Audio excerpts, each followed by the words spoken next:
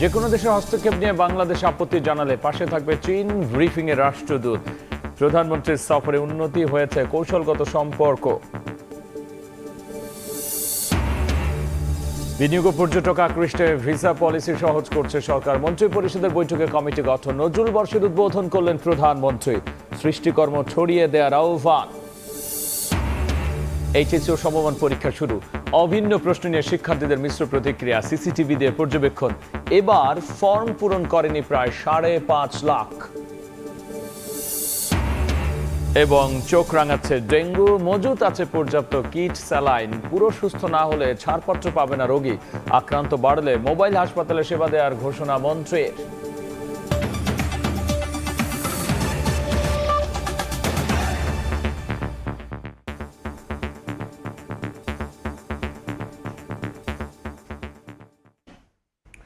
বারো KG LPG সিলিন্ডারের দাম 357 টাকা কমিয়ে 1528 টাকা নির্ধারণ করেছে বিইআরসি। জাহাজ ভাড়া কমলে দাম আরও কমানো সম্ভব বলেও জানিয়েছে সংস্থাটি। আর নির্ধারিত দামে এলপি গ্যাস বিক্রির কথা জানিয়েছেন বিক্রেতারা। তবে দাম কমলেও বাজারে তার প্রভাব পড়ে না বলে দাবি করছেন গ্রাহক।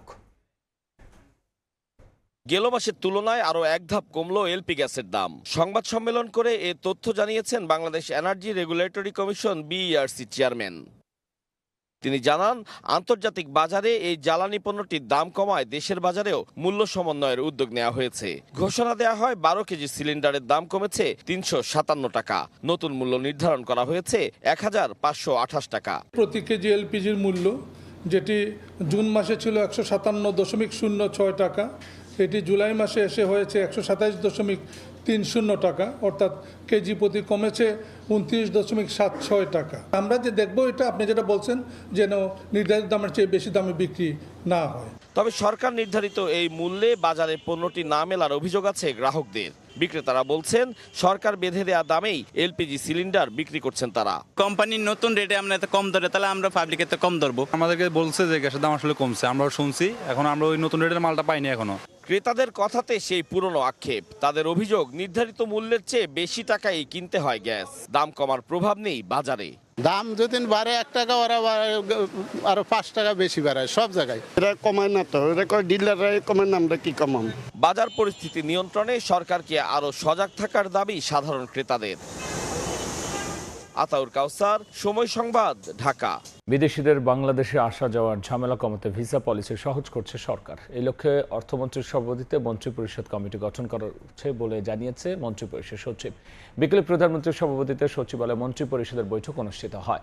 এরপর বৈঠকের সিদ্ধান্ত নিয়ে সাংবাদিকদের ব্রিফ করেন ডক্টর নাসিমুল গনি। এ সময় তিনি জানিয়েছেন, বিদেশি বিনিয়োগ, কূটনৈতিক ভারসাম্য বজায় রাখা সহ বিভিন্ন ক্ষেত্রে লাভবান হতে এই পলিসি সহজ করা প্রয়োজন।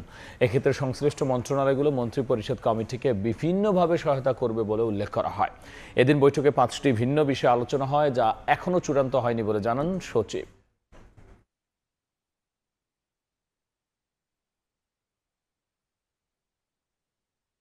2006 সালে জারিকৃত ভিসা নীতিমালা সংশোধন করে ভিসা পলিসি 2026-এর খসড়া পরিমার্জনের জন্য মাননীয় অর্থমন্ত্রীর সভাপতিত্বে একটি মন্ত্রিসভা কমিটি গঠন করা হয়েছে। স্বরাষ্ট্র মন্ত্রণালয় এই কমিটিকে সাচিবিক সহায়তা প্রদান করবে। আন্তর্জাতিক পরিমণ্ডল দেখা যাচ্ছে যে আমাদের কিছু জায়গায় দরকার বেশি, সেখানে তার একজন ব্যবসায়ী যদি আসে, আমার জন্য সুবিধা, সেই দেশে ইনভেস্ট করতে পারবে। তো এই নিরিখে এই বোধটা আমাদের হয়েছে। সে কারণে আমরা, এই গভর্নমেন্ট চাচ্ছে যে একটা ইকোনমিক থ্রাস্ট হোক। দেখছেন রাত 11টার সময় সঙ্গীত থাকুন। দেখছেন রাত 11টার সময়। ডেঙ্গু মোকাবেলায় পরীক্ষার কিট সহ চিকিৎসা সরঞ্জামের পর্যাপ্ত মজুত রয়েছে বলে জানিয়েছেন স্বাস্থ্যমন্ত্রী। আক্রান্তের সংখ্যা বাড়লে মোবাইল হাসপাতালে চিকিৎসার আশ্বাস দেন তিনি। সকালে ঢাকা মেডিকেলে তিনি জানান, সংক্রমণ ঠেকাতে পুরোপুরি সুস্থ না হলে হাসপাতাল থেকে ছাড়পত্র পাবেন না রোগী। প্রত্যেকটা রোগীর প্রতি ডাক্তারদেরকে নিবিষ্ট দৃষ্টি দেওয়ার জন্য বলছি, যাতে কোনো ক্রমে প্লাজমা লিকেজ পর্যায়ে পেশেন্ট না যায়। যদি আধিক্য হেতু রোগীর যদি হসপিটালে জায়গা না করতে পারি, ডিসিসি নর্থ হসপিটালে বিশাল জায়গা আছে আমাদের, এবং মাঠে ফিল্ড হসপিটাল করে ফ্লোর উঁচা করে আমরা পর্যাপ্তভাবে রোগীদের সেবা দেব। দেখছেন রাত 11টার সময়। এবার বাণিজ্যের সংবাদ।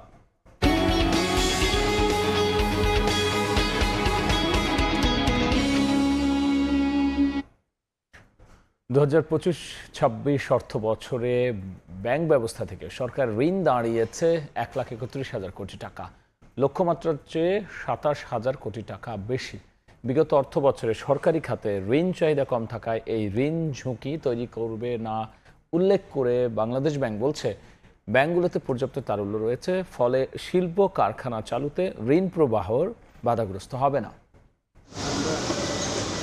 2025-26 অর্থবছরে ব্যাংক ব্যবস্থা থেকে সরকারের নিট ঋণ বেড়ে দাঁড়িয়েছে 1,31,000 কোটি টাকা, যা বাজেটে নির্ধারিত লক্ষ্যমাত্রার তুলনায় প্রায় 27,000 কোটি টাকা বেশি। তবে এ নিয়ে আপাতত কোনো ঝুঁকি দেখছে না বাংলাদেশ ব্যাংক। কেন্দ্রীয় ব্যাংকের মতে, বেসরকারি খাতে ঋণের চাহিদা দুর্বল থাকায় সরকারের অতিরিক্ত ঋণ গ্রহণে ব্যাংকিং খাতে ঋণের সংকট বা শিল্প খাতের অর্থায়নে চাপ সৃষ্টি হবে না। প্রাইভেট সেক্টরের কাছ থেকে এখনো কোনো প্রকার অভিযোগ ওঠেনি। ব্যাংকগুলোর লিকুইডিটির না থাকার কারণে তারা পর্যাপ্ত ঋণ সুবিধা দিতে পারছে না। মূল সমস্যা হচ্ছে প্রাইভেট সেক্টর এখনও ঋণ গ্রহণের জন্য 100% প্রস্তুত না। বাংলাদেশ ব্যাংকের তথ্য অনুযায়ী 2025-26 অর্থবছর শেষে বেসরকারি খাতে ঋণ প্রবৃদ্ধির লক্ষ্যমাত্রার হার প্রায় 5% নেমে আসে, যা বিনিয়োগের ধীরগতির প্রতিফলন। এই বাস্তবতায় 2026-27 অর্থবছরের প্রথমার্ধে মুদ্রানীতিতে প্রবৃদ্ধির লক্ষ্য 6.8% ও অর্থবছর শেষে 8% নির্ধারণ করেছে কেন্দ্রীয় ব্যাংক। তারল্য সরবরাহ করার জন্য প্রথমেই তাদেরকে নিজেদেরকে খেলাপি নয় এটা প্রমাণ করতে হবে। এই জন্য তাদেরকে বিশেষ রিশিডিউল পলিসির আওতায় তাদেরকে সুবিধা দেওয়া হয়েছে যে তারা যাতে নিজেদেরকে রিশিডিউল করে ঋণগুলো সিএবি ক্লিন করে ব্যাংকের কাছে অ্যাপ্রোচ করতে পারে। অর্থনৈতিক কার্যক্রম পর্যালোচনায় রেখে সরকারি ঋণ ও তারল্য পরিস্থিতি নিবিড়ভাবে পর্যবেক্ষণ করা হবে বলে জানিয়েছে কেন্দ্রীয় ব্যাংক। সেলিয়া সুলতানা, সময় সংবাদ, ঢাকা। দেখছেন রাত 11টার সময় সঙ্গী থাকুন। দেখছেন রাত 11টার সময় স্বাধীনতার ঘোষক শহীদ রাষ্ট্রপতি জিয়াউর রহমানকে নিয়ে রচিত বীর রাষ্ট্রনায়ক জিয়াউর রহমান শীর্ষক গ্রন্থের মোড়ক উন্মোচন করেছেন প্রধানমন্ত্রী তারেক রহমান। সচিবালয়ে মন্ত্রিপরিষদ বিভাগে প্রধানমন্ত্রীর কার্যালয়ে 3 খণ্ডে প্রকাশিত গ্রন্থটি মোড়ক উন্মোচন করেন তিনি। গবেষক ও লেখক কালাম ফয়েজি রচিত গ্রন্থটিতে রাষ্ট্রপতি জিয়াউর রহমানের রাষ্ট্র পরিচালনা, নেতৃত্ব, উন্নয়ন দর্শন এবং জাতীয় জীবনে তার বহুমাত্রিক অবদান তুলে ধরা হয়। দেখছেন 11টার সময় সঙ্গী থাকুন। দেখছেন রাত 11টার সময়। জাতীয় কবি কাজী নজরুল ইসলামের হৃদয় জুড়ে ছিল বাংলাদেশ। সব আন্দোলন সংগ্রামে তার সৃষ্টি ছিল প্রধান প্রতিপাদ্য। সচিবালয়ে নজরুল বর্ষ উদ্বোধন করে কথা বলেছেন প্রধানমন্ত্রী তারেক রহমান। নজরুলের শিক্ষা ধারণ করে বিভেদ সৃষ্টির বিরুদ্ধে ঐক্যবদ্ধ থাকার পাশাপাশি নতুন প্রজন্মের মাঝে তার সৃষ্টিকর্ম ছড়িয়ে দেওয়ার আহ্বান সরকার প্রধানের।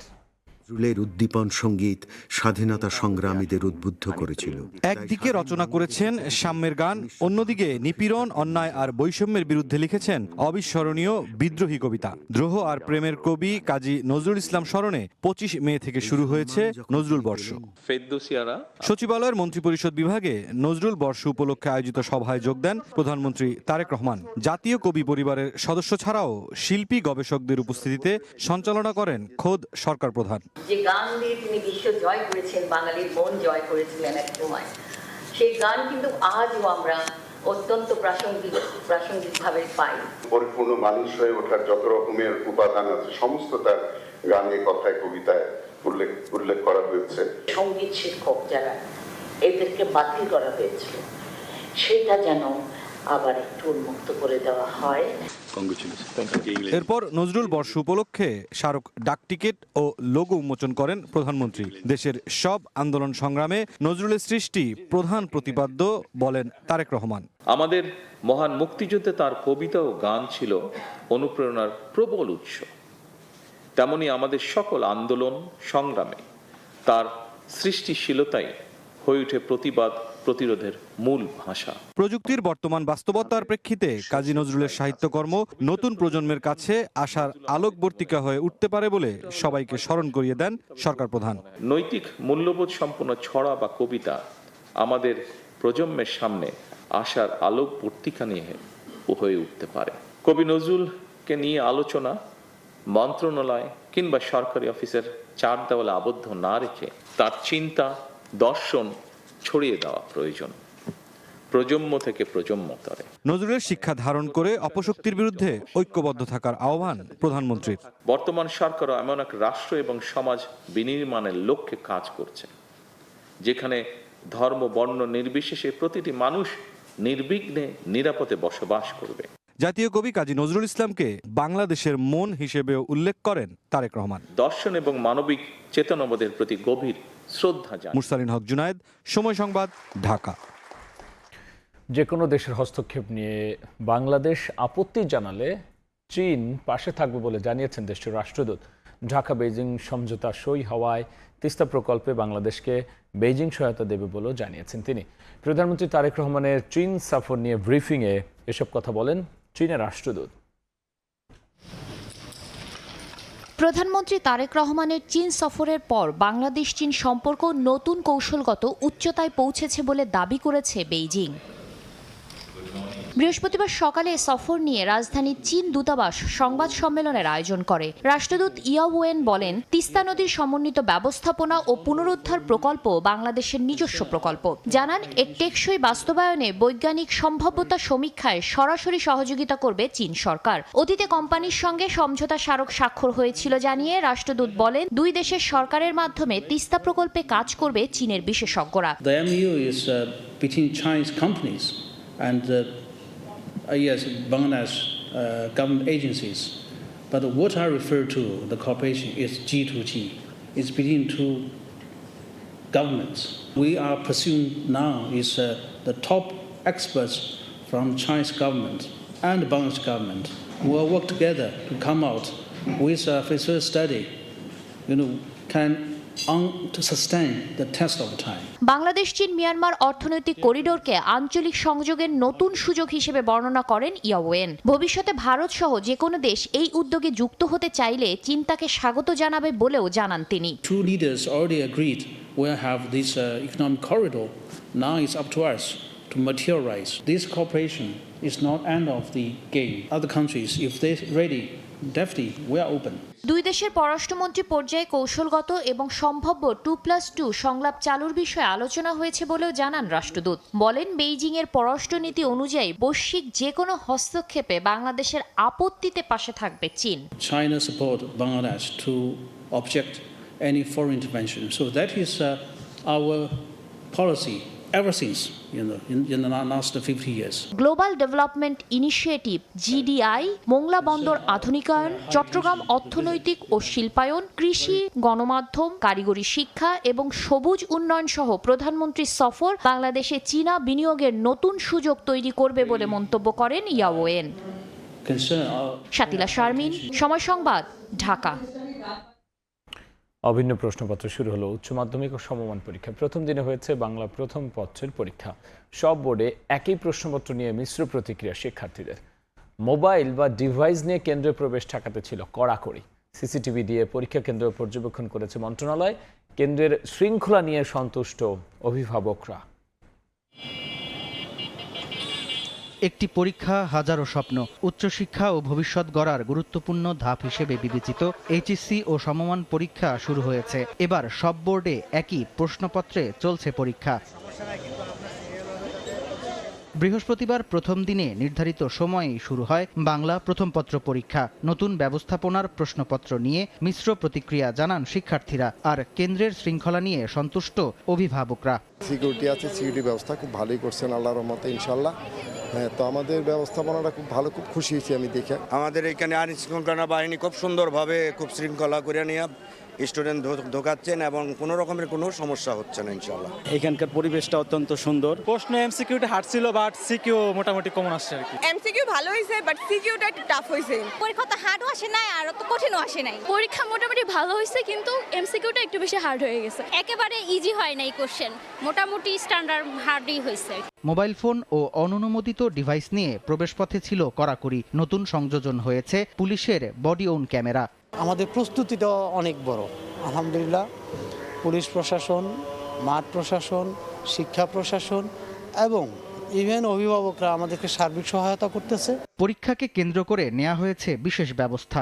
নকল এবং যে কোনো অপ্রীতিকর ঘটনা এড়াতে কেন্দ্রগুলো সিসিটিভির মাধ্যমে পর্যবেক্ষণ করছে শিক্ষা মন্ত্রণালয়। আমাদের ক্লোজ সার্কিট ক্যামেরা রয়েছে, আমাদের টিচাররা আজকে সচেতন, আমাদের অভিভাবকরা সচেতন, প্রশাসন সচেতন রয়েছে এবং পুলিশ বিভাগ তারা বডি ক্যাম ব্যবহার করছে। সব মিলিয়ে আমাদের শিক্ষার্থীরা সচেতন, তারা পরীক্ষায় কোনো আনফেয়ার মিন্স করে না। এবছরের এইচএসসি ও সমমানের লিখিত পরীক্ষা চলবে 2 জুলাই থেকে 8 আগস্ট পর্যন্ত। 15 আগস্টের মধ্যে শেষ হবে ব্যবহারিক। একরাশ স্বপ্ন বুকে নিয়ে একঝাঁক শিক্ষার্থী অংশ নিল 2026 সালের এইচএসসি পরীক্ষার প্রথম দিনের পরীক্ষায়। বিশাল এ কর্মযজ্ঞ সফল করতে প্রস্তুত প্রশাসন। শিক্ষার্থী ও অভিভাবকদের প্রত্যাশা, এবারের পরীক্ষা কার্যক্রম চলবে সুশৃঙ্খলভাবে, সুষ্ঠুভাবেই শেষ হবে সবগুলো পরীক্ষা। সামদানি প্রত্যয়, সময় সংবাদ, ঢাকা। সব বোর্ডে একই প্রশ্নপত্রে বাংলা প্রথম পত্রের পরীক্ষা দিয়ে শুরু হলো এইচএসসি ও সমমান পরীক্ষা। প্রশ্ন ফাঁস ঠেকাতে ও নকলমুক্ত পরিবেশ নিশ্চিতে কেন্দ্রে কেন্দ্রে সিসি ক্যামেরায় সার্বিক পরিস্থিতি পর্যবেক্ষণ করা হয়। সারা দেশে প্রথমবারের মতো শুরু হলো অভিন্ন প্রশ্নে এইচএসসি ও সমমানের পরীক্ষা। কেন্দ্রগুলোতে ছিল শিক্ষার্থী ও অভিভাবকদের ভিড়। বৃহস্পতিবার সকাল 9:30টার মধ্যে পরীক্ষার্থীরা নিজ নিজ কেন্দ্রের সামনে উপস্থিত হন। প্রথম দিন নির্ধারিত সময়েই শান্তিপূর্ণ পরিবেশে বাংলা প্রথম পত্রের পরীক্ষা হয়। সুষ্ঠু ও নকলমুক্ত পরিবেশ নিশ্চিত করতে প্রতিটি কক্ষে সিসি ক্যামেরার পাশাপাশি কেন্দ্রের সার্বিক পরিস্থিতি পর্যবেক্ষণ করেন দায়িত্বরত শিক্ষকরা। পরীক্ষার পরিবেশ নিয়ে সন্তুষ্ট অভিভাবকরা। বর্তমান সরকার যে একটা নকলমুক্ত একটা পরিবেশ সৃষ্টি করছে এবং সেভাবে বিভাগ পত্রিকা বা সংবাদে করছে, এতে ছেলেমেয়েদের পড়াশোনা করা পড়াশোনা করা লাগবে। সিসি ক্যামেরার পরীক্ষা হচ্ছে খুবই, একজন আরেকজনের সমস্যা করবে না, তাতে সুন্দর হবে। ওনারা নিয়মগুলো আইনগুলো চালু করেছে, অবশ্যই বাচ্চাদের জন্য ভালো হবে। পরীক্ষায় যাতে কোনো ধরনের অপ্রীতিকর ঘটনা না ঘটে সেজন্য প্রতিটি কেন্দ্রে নিয়োজিত ছিল একাধিক ভিজিলেন্স টিম। পরীক্ষার প্রশ্নপত্র নিয়ে মিশ্র প্রতিক্রিয়া জানান শিক্ষার্থীরা। প্রশ্ন মোটামুটি স্ট্যান্ডার্ডই ছিল, এমসিকিউটা একটু কনফিউজিং কিছু প্রশ্ন পাইছি। এমসিকিউ একটু হার্ড হয়েছে তুলনামূলক, কিন্তু সিকিউ সোজা সহজ করছে। আলহামদুলিল্লাহ ভালো হয়েছে। এমসিকিউ আলহামদুলিল্লাহ হবে 28-29টার মতো। সিকিউ যেটা ছিল একদম পানির মতো সহজ ছিল। সিকিউ কঠিন ভাই, ঘেটে এদিক করতে দিনি ভাই। এমসিকিউ একটু কঠিন হয়েছে, বাট যতটা ভয় পাইছিলাম কালকে রাতে ঘুমাতেও পারি না, যতটা ভয় পাইছিলাম অতটা কিন্তু হার্ড করে নাই। আমাদের যতটুকু মনে হচ্ছে এবার পরীক্ষাটা আমাদের জন্য অনেক স্বস্তিকর আর কি। প্রশ্নটা অভিন্ন প্রশ্নপত্রে পরীক্ষা হলেও শিক্ষার্থীদের মধ্যে বাড়তি কোনো চাপ নেই বলে জানান যশোর শিক্ষা বোর্ডের চেয়ারম্যান। অভিন্ন প্রশ্নে প্রথমবার পরীক্ষা হতে যাচ্ছে, কিছু চ্যালেঞ্জ তো আছে, আমরা মোটামুটি সতর্ক আছি যাতে করে কোনোভাবে প্রশ্ন ফাঁস হতে না পারে। পরীক্ষা চলাকালীন প্রতিদিন সকাল 8টা থেকে দুপুর 1টা পর্যন্ত, পরীক্ষা শেষ না হওয়া পর্যন্ত কেন্দ্রের 200 গজের মধ্যে মিছিল, সভা সমাবেশ, উচ্চ শব্দ ও হর্ন বাজানো নিষিদ্ধ ঘোষণা করা হয়েছে। নকল প্রতিরোধ এবং প্রশ্নপত্র ফাঁসের বিষয়ে আমাদের গোয়েন্দা নজরদারি অব্যাহত রাখছে এবং গোয়েন্দা টিম ফিল্ডে আছে। কেন্দ্রের আশপাশে যানজট এড়াতে গ্রহণ করা হয়েছে বিশেষ ট্রাফিক ব্যবস্থা। খাদিজা স্বপ্না, সময় সংবাদ। প্রবেশপত্র না পেয়ে এইচএসসি পরীক্ষায় অংশ নিতে পারেনি বগুড়ার মহাস্থান মাহি সারওয়ার ডিগ্রি কলেজের 10 শিক্ষার্থী। তাদের অভিযোগ, অফিস সহকারী প্রতারণায় অনিশ্চয়তার মুখে পড়েছেন তারা। কলেজের অধ্যক্ষ বলছেন তদন্ত করে নেওয়া হবে আইনি ব্যবস্থা। অফিস সহকারী প্রতারণায় অনিশ্চিত ভবিষ্যতের মুখে 10 এইচএসসি পরীক্ষার্থী। প্রায় 2 মাস আগে এইচএসসি পরীক্ষার প্রবেশপত্র রেজিস্ট্রেশন নির্ধারিত সময় শেষ হয়ে যাওয়ায় অতিরিক্ত টাকার বিনিময়ে বগুড়ার মাইসাওয়ার ডিগ্রি কলেজের কম্পিউটার অপারেটর সাব্বির হোসেন শাওন মানবিক বিভাগের 10 শিক্ষার্থীকে ফর্ম পূরণের আশ্বাস দেন। তাদের কাছ থেকে 4000 থেকে 5,500 টাকা করে আদায় করা হয়। গত 24 জুন কলেজের অন্য শিক্ষার্থীদের প্রবেশপত্র ও রেজিস্ট্রেশন কার্ড বিতরণ করা হলেও ওই 10 শিক্ষার্থীকে জানানো হয় দেরিতে ফর্ম পূরণ করায় তাদের প্রবেশপত্র ও রেজিস্ট্রেশন আসতে কিছুটা সময় লাগবে। তবে বৃহস্পতিবার সারা দেশে এইচএসসি পরীক্ষা শুরু হলেও ভুক্তভোগী শিক্ষার্থীদেরকেই প্রবেশপত্র বা রেজিস্ট্রেশন কার্ড হাতে পাননি। বুধবার থেকে মুঠোফোন বন্ধ করে গা ঢাকা দেন কম্পিউটার অপারেটর শাওন। আমাদের থেকে টাকা নিছে, তো টাকা নেওয়ার পরে ওই আমাদেরকে বলতেছে যে, আমরা তখন বলছি যে আমাদের অ্যাডমিট কখন দিবেন, রেজিস্ট্রেশন কখন দিবেন, তো বলতেছে যে আজকে দিব, কালকে দিব, এরকম করে ঘুরাচ্ছে খালি। 30 তারিখে যাওয়ার পর বললো 1 তারিখের কথা। তারপর থেকে ও মনে করেন ফোন অফ, যে আমি রাজশাহী যাচ্ছি, আমাকে মানে ভিডিও দিয়ে পাঠাই যে আমি বোর্ডে আছি, তোমার কাজ করতেছি। আমার ছেলের জীবন থেকে একটা বছর হারিয়ে যাওয়া মানে অনেক কিছু হারিয়ে যাওয়া, কারণ এই বছর তা ফিরে পাবে না। এই জন্য দায়ী কলেজ কর্তৃপক্ষ, আর এর বিচার আমি চাই। অভিযুক্তর বিরুদ্ধে ব্যবস্থা নেওয়ার আশ্বাস কলেজের অধ্যক্ষের। আমাদের কলেজে এরকম কর্মকাণ্ড ইতোপূর্বে কখনোই ঘটেনি। তবে এর আগে তো আর জানা যায়নি যে এই ছেলেটা এইরকম কাজ করে। যেহেতু এটাই প্রথম জানলাম, তার বিরুদ্ধে আমরা ব্যবস্থা নেব। এবছর মোয়াস্তান মাইস আওয়ার্ড ডিগ্রি কলেজ থেকে এইচএসসি পরীক্ষায় 3 বিভাগে 600 শিক্ষার্থী অংশ নিয়েছেন। আব্দুল আউয়াল, সময় সংবাদ, বগুড়া। এবার এইচএসসি পরীক্ষার আগেই ঝরে পড়েছে প্রায় 5.5 লাখ শিক্ষার্থী। রেজিস্ট্রেশন করলেও ফর্ম পূরণ করেনি প্রায় 44%। শিক্ষা পদ্ধতির প্রতি অনীহা আর আর্থসামাজিক চ্যালেঞ্জেই প্রধান কারণ বলছেন বিশেষজ্ঞ। অসম শিক্ষা ব্যবস্থা পর্যালোচনা করে ঝরে পড়া ঠেকাতে সরকার কাজ করছে বলে জানিয়েছেন শিক্ষামন্ত্রী। দেখব প্রসূন আশিসের রিপোর্ট। দেশ জুড়ে শুরু হওয়া এইচএসসি ও সমমানের পরীক্ষায় সাধারণ শিক্ষা বোর্ড সহ মাদ্রাসা ও কারিগরি মিলিয়ে অংশ নিচ্ছে 12,70,583 শিক্ষার্থী। এবারই প্রথম সব বোর্ডে অভিন্ন প্রশ্নপত্রে অনুষ্ঠিত হচ্ছে পরীক্ষা। তবে রেজিস্ট্রেশন করা প্রায় 5.5 লাখ নিয়মিত শিক্ষার্থী এবার পরীক্ষার হলে বসা থেকে বিরত। মোট পরীক্ষার্থীর প্রায় 44%ই ফর্ম পূরণ করেননি। এর মধ্যে বেশি ছিটকে পড়ার ঘটনা ঘটেছে কারিগরি শিক্ষা বোর্ডে, যেখানে 1,65,000 শিক্ষার্থীর মধ্যে ফর্ম পূরণ করেননি 90,345 জন। সাধারণ শিক্ষা বোর্ডে নিয়মিত পরীক্ষার্থীর 33.04% এবং মাদ্রাসা বোর্ডের 44.07% শিক্ষার্থী পরীক্ষার বাইরে। এছাড়া ফর্ম পূরণ সত্ত্বেও অসংখ্য পরীক্ষার্থী এবার পরীক্ষা দিচ্ছে না। শিক্ষা বোর্ডগুলোর তথ্য বিশ্লেষণে এমন উদ্বেগজনক চিত্র মেলায় প্রশ্ন উঠেছে বিভিন্ন মহলে। বিশেষজ্ঞদের মতে বর্তমান শিক্ষা পদ্ধতির প্রতি অনীহা, বাল্যবিবাহ সহ আর্থসামাজিক চ্যালেঞ্জেই পরীক্ষা বিমুখ শিক্ষার্থীরা। ঝরে পড়া শিক্ষার্থীর যে সংখ্যা বা পরিসংখ্যান আমরা দেখতে পাই সেগুলো রীতিমতো উদ্বেগজনক। একটা পর্যায়ে যে এই আর্থিক সংকটের জন্য লেখাপড়া থেকে বিযুক্ত হয়ে যান। শিক্ষা পদ্ধতির ব্যাপারেও আমাদের শিক্ষার্থীদের একটা অনীহা আছে। বাংলাদেশের পড়াশোনা হলো একেবারেই মনোটোনাস, একটা মুখস্থ নির্ভর, ফলাফল নির্ভর একটা পরীক্ষা। ফলে একজন শিক্ষার্থী যখন একটা বিষয়ে পড়াশোনা করে অনেকেই এই আগ্রহটাও হারিয়ে ফেলে। সংকট উত্তরণে শিক্ষা খাতে কাঠামোগত পরিবর্তন এবং গ্রামীণ দরিদ্র শিক্ষার্থীদের প্রণোদনা দেয়া সহ কার্যকর কর্মকৌশল প্রণয়নের তাগিদ এই শিক্ষাবিদের। শিক্ষা যে বর্তমান ব্যবস্থাপনাটি আছে সেই ব্যবস্থাপনার কিছু কাঠামোগত, পদ্ধতিগত এগুলোর কিছু পরিবর্তন করা দরকার, যেন শিক্ষার্থীরা লেখাপড়াটা তারা আনন্দের সাথে, পরীক্ষা ভীতি থেকে তারা যেন বের হয়। প্রান্তিক জনগোষ্ঠীর যারা শিক্ষার্থী আছে সেই জনগোষ্ঠীর শিক্ষার্থীদের মধ্যে প্রণোদনা, তাহলে ড্রপ আউট কমবে। অসম শিক্ষা ব্যবস্থার কারণেই পরীক্ষার্থী ঝরে পড়ছে বলে মনে করেন খোদ শিক্ষামন্ত্রী। এ সমস্যার টেকসই সমাধানে নীতি নির্ধারণী পর্যায়ে কাজ চলছে বলে জানান তিনি। আমরা কারেক্টলি অ্যানালাইসিস করছি, এই দুর্বলতাগুলো আমরা ফাইন্ড আউট করছি। 98%, 97% পাস করে ফেলতো, আবার পরীক্ষা যখন সঠিকভাবে না হয় দেখা গেল 60-তে চলে আসছে। এই যে অসমভাবে শিক্ষা ব্যবস্থা ছিল সেগুলিকে আমরা সমতা আনার জন্য কাজ করছি। 2028 সালের মধ্যে মাদ্রাসা ও কারিগরির সাধারণ বিষয় সহ সব শ্রেণীর কারিকুলাম ঢেলে সাজানোর পরিকল্পনার কথাও জানান শিক্ষামন্ত্রী। আমাদের মাননীয় প্রসূন আশিস, সময় সংবাদ, ঢাকা। আইনি জটিলতায় দীর্ঘদিন শূন্য থাকা প্রায় 32,000 সরকারি প্রাথমিক বিদ্যালয়ে প্রধান শিক্ষক নিয়োগে বাধা নেই বলে রায় দিয়েছেন আপিল বিভাগ। এতে শিক্ষা ব্যবস্থায় শৃঙ্খলা ফিরবে বলে জানিয়েছেন অ্যাটর্নি জেনারেল। শিক্ষামন্ত্রী জানিয়েছেন শুধু প্রাথমিক নয়, মাধ্যমিক স্কুলেও শিক্ষক সংকট কাটাতে নিয়োগের উদ্যোগ নিচ্ছে সরকার। 2013 সাল থেকে দেশের 32,000 সরকারি প্রাথমিক বিদ্যালয়ে প্রধান শিক্ষক নিয়োগ আটকে ছিল। দীর্ঘদিনের আইনি জটিলতা ও প্রশাসনিক অচলাবস্থার অবসান ঘটাতে প্রধান শিক্ষকের পদোন্নতি সংক্রান্ত মামলার শুনানি করতে উদ্যোগী হয় বিএনপি সরকার। বৃহস্পতিবার সেই মামলার রায় ঘোষণা করলেন আপিল বিভাগ। আটকে থাকা নিয়োগের বাধা কাটাতে 32,000 শিক্ষকের পক্ষে রায় দেন আপিল বিভাগ। সচিবালয়ে আয়োজিত সংবাদ সম্মেলনে অ্যাটর্নি জেনারেল রুহুল কুদ্দুস কাজল জানান, আদালতের রায়ে দীর্ঘদিনের অচলাবস্থা ও আইনি বাধা দূর হয়েছে। বলেন, এতে শিক্ষা ব্যবস্থায় শৃঙ্খলা ফিরবে।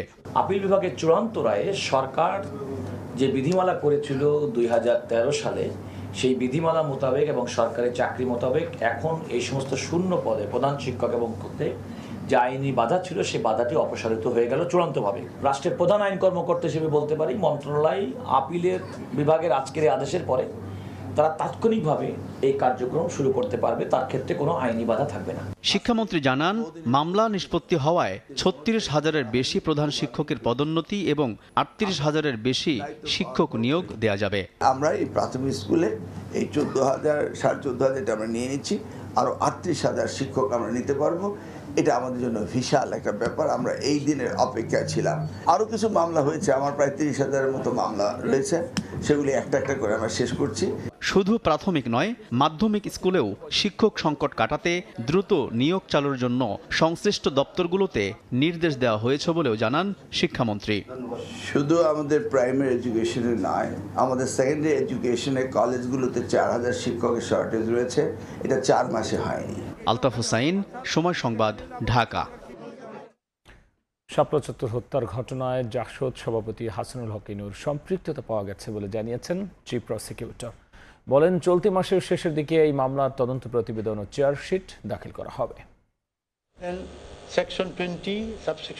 জুলাই অভ্যুত্থানে মানবতা বিরোধী অপরাধের মামলায় গত ৩০ জুন জাসদ নেতা ও সাবেক তথ্যমন্ত্রী হাসানুল হক ইনুর বিরুদ্ধে রায় দেন আন্তর্জাতিক অপরাধ ট্রাইব্যুনাল। রায়ে তাকে ১০ বছরের কারাদণ্ড দেওয়া হয়। এবার মানবতা বিরোধী অপরাধের আরেক মামলায় আসামি হচ্ছেন হাসানুল হক ইনু। বৃহস্পতিবার চিফ প্রসিকিউটর জানান, ২০১৩ সালের রাতের আধারে শাপলা চত্বরে যে হত্যাকাণ্ড ঘটে তাতে সম্পৃক্ততা পাওয়া গেছে ইনুর। শাপলা চত্বর হত্যা মামলার যে ঘটনাটা যখন ঘটে, তখন আমাদের ইনভেস্টিগেশন মতে যে জনাব হাসানুল হক ইনু, তখন তিনি তথ্যমন্ত্রী, তিনি 2টা টেলিভিশন চ্যানেল তখন ওই রাতের ঘটনার প্রেক্ষিতে বন্ধ করে দিয়েছিলেন। তৎকালীন তথ্যমন্ত্রীর নির্দেশে কিন্তু এই ঘটনাটা ঘটেছে। তার বিরুদ্ধে ইতিমধ্যে সাক্ষ্য প্রমাণ এসছে। সেই ঘটনার মধ্যে পুলিশের ঊর্ধ্বতন কর্মকর্তারা, রেবেল লোক, পুলিশের লোক, তারা কিন্তু সেখানে তাদের অ্যাক্টিভ পার্টিসিপেশন ছিল। এই মামলার তদন্ত প্রতিবেদন চলতি মাসের শেষ সপ্তাহে দাখিল করা হবে বলেও জানান চিফ প্রসিকিউটর। এই মাসের মধ্যেই আশা করি রিপোর্টও পেয়ে যাব এবং ফর্মাল চার্জ আমরা দাখিল করে দেব। রাজনৈতিক পট পরিবর্তনের পর গেল বছরের ২৬ নভেম্বর শেখ হাসিনা সহ ৫০ জনের বিরুদ্ধে ট্রাইব্যুনালে অভিযোগ দায়ের করে হেফাজতে ইসলাম। সাবরিনা মজুমদার, সময় সংবাদ, ঢাকা। জাতীয় মানবাধিকার কমিশনের খসড়া আইনে পরিণত হলে স্বাধীন সংস্থাটির ক্ষমতা খর্ব হবে বলে মনে করে টিআইবি। অভিযুক্ত সরকারি কর্মকর্তাদের আটকের ক্ষেত্রে সংশ্লিষ্ট বিভাগের অনুমতির বিধান পুনর্বহালের সমালোচনা করেছে সংস্থাটি। বাজেট, বিধি প্রণয়ন এবং চেয়ারম্যান ও কমিশনার নিয়োগে স্বচ্ছতার অভাব রয়েছে উল্লেখ করে সুপারিশ তুলে ধরেছে টিআইবি। অন্তর্বর্তী সরকারের করা ১৩৩টি অধ্যাদেশের মধ্যে বর্তমান সংসদে যেগুলো বাদ পড়েছে তার অন্যতম মানবাধিকার কমিশন অধ্যাদেশ। পরে নতুন করে এই আইনের খসড়া তৈরি করেছে সরকার। খসড়া এই আইন নিয়ে human rights forum Bangladesh, HRFB ও টিআইবির পরামর্শ সভায় বলা হয়, অন্তর্বর্তী সরকারের সময়ে কমিশনকে স্বাধীন সংস্থা হিসেবে সুপারিশ করা হয়েছিল। নতুন খসড়া আইনে তার অনেক কিছুই খর্ব করা হয়েছে। এটি কার্যকর হলে স্বাধীন সংস্থাটির ক্ষমতা লোপ পাবে বলে মনে করেন টিআইবির নির্বাহী পরিচালক।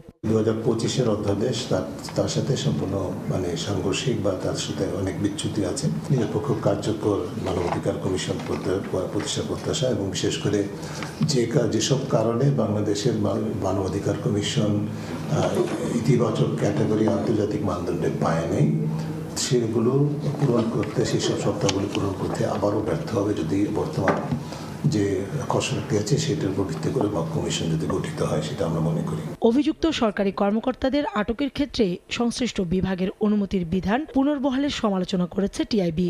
বাজেট, চেয়ারম্যান, কমিশনার নিয়োগে স্বচ্ছতা সহ কমিশনের উপর সরকারের কর্তৃত্ব বাড়ানোর মতো ধারা পরিবর্তনের সুপারিশও সংস্থাটির নির্বাহী পরিচালকের। যাদের বিরুদ্ধে অভিযোগ ও মানবাধিকার লঙ্ঘনে তাদের কাছেই প্রতিকারের জন্য সম্পূর্ণ এখতিয়ার অর্পণ করা হয়েছে বর্তমান দেশে। আমরা সেটাকে পরিবর্তন চাই। মানবাধিকার লঙ্ঘনকারী ব্যক্তি তিনি যদি সরকারি কর্মকর্তা বা শৃঙ্খলার সদস্য হন, তাদের গ্রেপ্তারের ক্ষেত্রে আদালত বা ট্রাইব্যুনাল এবং কোনো কোনো ক্ষেত্রে কমিশনের নিজের প্রস্তুত পূর্ব অনুমতি লাগবে, সরকারের অনুমতির প্রয়োজন হবে না, এটি আমরা দাবি করছি। কমিশনের কার্যক্রম উপজেলা পর্যায় পর্যন্ত সম্প্রসারণের সুপারিশও করেছে টিআইবি। কাউসার চৌধুরী কুমু, সময় সংবাদ, ঢাকা। বিদ্যুতের ব্যবহার প্রায় একই রকম কিন্তু কেটে নেওয়া হচ্ছে আগের তুলনায় দ্বিগুণ 3 গুণেরও বেশি টাকা। এতে বড় আর্থিক ক্ষতিতে অসংখ্য গ্রাহক। এটিকে নিছক কারিগরি ত্রুটি নয়, বরং বিদ্যুৎ সংস্থাগুলোর আর্থিক অনিয়ম হিসেবেই দেখছেন বিশেষজ্ঞরা। আর বিদ্যুৎ বিভাগ বলছে, অভিযোগ খতিয়ে দেখতে নির্দেশনা দেয়া হয়েছে বিতরণ কোম্পানিগুলোকে। মিজানুর রহমান মিন্টুর ছবিতে দেখব ফারুক ভাইয়ের অভিনয় রিপোর্ট।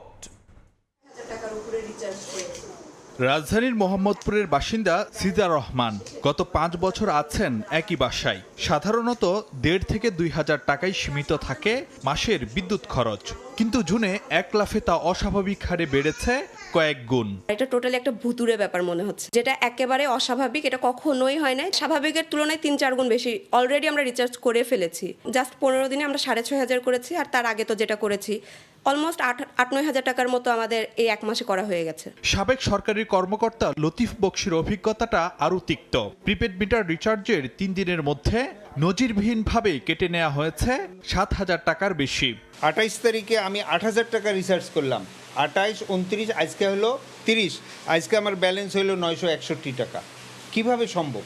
অ্যাভারেজ আমার প্রতি মাসে প্লাস মাইনাস 5,000 টাকায় হয়ে যায়, কিন্তু আমার এই মাসে যেভাবে হয়েছে এটা মানে অবিশ্বাস্য। কমপ্লেন করলে বলে আমাদের কিছু করার নাই। রাজধানীতে এমন অভিযোগ অগণিত গ্রাহকের। জুন থেকে বিদ্যুতের দাম বাড়ানো হয়েছে বটে, তবে যে হারে টাকা কাটা হচ্ছে তা একেবারে অস্বাভাবিক। বিদ্যুতের ব্যবহার প্রায় একই রকম থাকলেও জুনে এসে বিল গুনতে হচ্ছে আগের তুলনায় দ্বিগুণ 3 গুণেরও বেশি। এরকম ভাবে তো কোনো সময় কাটে নাই, টাকা ভরতেছি টাকা চলে যাচ্ছে, কেন কাটতেছে এটা কোনো সদুত্তর তারা দিতে পারতেছে না। এখন বিদ্যুতের দাম বাড়লে তাই বলে কি একদিনে 300, 400, 500 টাকা করে একটা ঘরের বিদ্যুৎ চার্জ করে? 1,000 টাকা 1 মাসে উপরে যেত, কিন্তু এখন আমার 2,000 টাকা 1 মাস যায় নেই। গত মাসে যে ব্যবহার ছিল আমার এই মাসে সেম ব্যবহারই আছে, কিন্তু আমার গত মাসে ছিল আমার 1,500 টাকা ছিল, এখন আমার হয়ে গেল 4,000 টাকা। তাহলে তো অস্বাভাবিক মনে হবেই। এরকম ভাবে হইলো তো আমরা চলতে পারতেছি না, আমাকে 8 থেকে কারেন্টের বিলই বেশি যেতে আছে। অস্বাভাবিক হারের এই বিদ্যুৎ বিল বিতরণ সংস্থাগুলোর আর্থিক অনিয়মের কৌশল বলে অভিযোগ কারো কারো। গ্রাহকদের প্রতি বিদ্যুৎ বিতরণ কোম্পানিগুলো কতটা দায়বদ্ধ তা নিয়ে প্রশ্ন আছে কম বেশি। অতিরিক্ত বিদ্যুৎ বিল নেওয়া সহ হর হামেশাই গ্রাহক ভোগান্তির যেসব অভিযোগ সামনে আসছে তা নিয়ন্ত্রণে বিতরণ কোম্পানিগুলোকে জবাবদিহিতার আওতায় আনার তাগিদ দিচ্ছেন বিশেষজ্ঞরা। এরা এত বেশি চালাক হয়ে গেছে, ম্যানুয়ালি আগে যে চুরি করতো এখন ডিজিটালি এটা করছে। নোবডি ইজ অ্যাকাউন্টেবল, তাই তো হচ্ছে। কোনো এই ডিজিটাল মিটারের রং প্রোগ্রাম যদি থেকে থাকে অথবা এই ওভার রিডিংয়ের যদি যে জিনিসটা হচ্ছে, এটার জন্য কোনো অফিসারের তো চাকরি যায় নাই, কোনো লাইনম্যান তো শোকজ হয় নাই, কারোই তো কিছু হয় নাই। তো না হলে এটা শাস্তিটা কার হবে? স্টেট মিনিস্টার আছে এখানে, একটা ফুল মিনিস্টার আছে। বিদ্যুৎ বিভাগ অবশ্য বলছে, অভিযোগ আমলে নিয়ে প্রয়োজনীয় ব্যবস্থা নিতে বিতরণ কোম্পানিগুলোকে নির্দেশনা দেওয়া হয়েছে। অলরেডি আমরা সব ইউটিলিটিকে বলে দিয়েছি এই বিষয়গুলো সর্বোচ্চ সতর্কতা দিয়ে দেখতে, কোনো গ্রাহকের যদি কোনো হয়রানি হয় তাদেরকে প্রপারলি অ্যাটেন্ড করতে। গ্রাহকদের বিদ্যুৎ অফিসে গিয়ে সরাসরি কিংবা হটলাইনে অভিযোগ জানানোর অনুরোধ করেছে বিদ্যুৎ বিভাগ। ফারুক ভিয়া, রবিন, সময় সংবাদ, ঢাকা। হযরত শাহজালাল আন্তর্জাতিক বিমানবন্দরে প্রায় 45 কোটি টাকা মূল্যের 107টি স্বর্ণের বার উদ্ধার করা হয়েছে। সকালে দুবাই থেকে ঢাকায় ফেরা বাংলাদেশ বিমানের একটি ফ্লাইট থেকে বারগুলো জব্দ করা হয়। গোপন সংবাদের ভিত্তিতে অভিযান চালিয়ে হযরত শাহজালাল আন্তর্জাতিক বিমানবন্দরে বাংলাদেশ বিমানের একটি ফ্লাইট থেকে প্রায় 19 কেজি ওজনের 160টি স্বর্ণের বার উদ্ধার করা হয়েছে, যার বাজার মূল্য প্রায় 45 কোটি টাকা। বৃহস্পতিবার সকাল 9:30টার দিকে বিমান বাংলাদেশ এয়ারলাইন্সের দুবাই থেকে চট্টগ্রাম হয়ে ঢাকায় আসে BG-148 ফ্লাইট। এর আগেই খবর মেলে উড়োজাহাজটিতে রয়েছে চোরাচালান চক্রের বিপুল পরিমাণ স্বর্ণ। কার্গো হোল্ডের অভ্যন্তরে 18.7 কেজি স্বর্ণের পরিমাণ আর 160টা স্বর্ণের বার উদ্ধার করা হয়। যেখানে মালামাল রাখা হয় তার পাশে যে কার্গো হোল্ড থাকে সেটার প্যানেল খুলে এটা উদ্ধার করা হয় আর কি। এখন পর্যন্ত এই ঘটনায় জড়িতদের খোঁজ না মিললেও আইনগত কার্যক্রম প্রক্রিয়াধীন রয়েছে বলে জানায় কাস্টমস। মামলার প্রক্রিয়া চলমান আছে, তো এরপর এটা তদন্ত করলে এটার বের হবে আর কি, হয়তো বা কারা এটার সাথে জড়িত হয়, অধিকতর তদন্ত করলে বের হবে। যে কোনো চোরাচালান বন্ধে বিমানবন্দরের নিরাপত্তা সংস্থাগুলো সর্বোচ্চ সতর্ক রয়েছে বলে জানিয়েছে সিভিল এভিয়েশন। অন্তরা সেন, সময় সংবাদ, ঢাকা। দীর্ঘদিনের অচল অবস্থা কাটিয়ে পুঁজিবাজারে আস্থা ফিরিয়ে আনতে বিদ্যমান সমস্যাগুলো চিহ্নিত করে দ্রুত সমাধানের আশ্বাস দিয়েছেন বিএসইসি চেয়ারম্যান মাসুদ খান। ডিএসসি টাওয়ারে ডিবিএ আয়োজিত পরিচিতি সভায় তিনি এই আশ্বাস দেন। সভায় বিএসইসির নতুন কমিশনের সদস্যদের পাশাপাশি পুঁজিবাজার সংশ্লিষ্ট বিভিন্ন অংশীজন অংশ নেন। এ সময় বাজার স্থিতিশীল, স্বচ্ছ ও বিনিয়োগ বান্ধব করতে সব পক্ষের সঙ্গে সমন্বয় করে কাজ করার অঙ্গীকার ব্যক্ত করেছেন বিএসইসি চেয়ারম্যান। সভায় ব্রোকারেজ হাউসগুলোর প্রতিনিধিরা বিনিয়োগের পথে বিদ্যমান প্রতিবন্ধকতা, নীতিগত সীমাবদ্ধতা এবং বাজারের কাঠামোগত নানা সমস্যা তুলে ধরেছেন।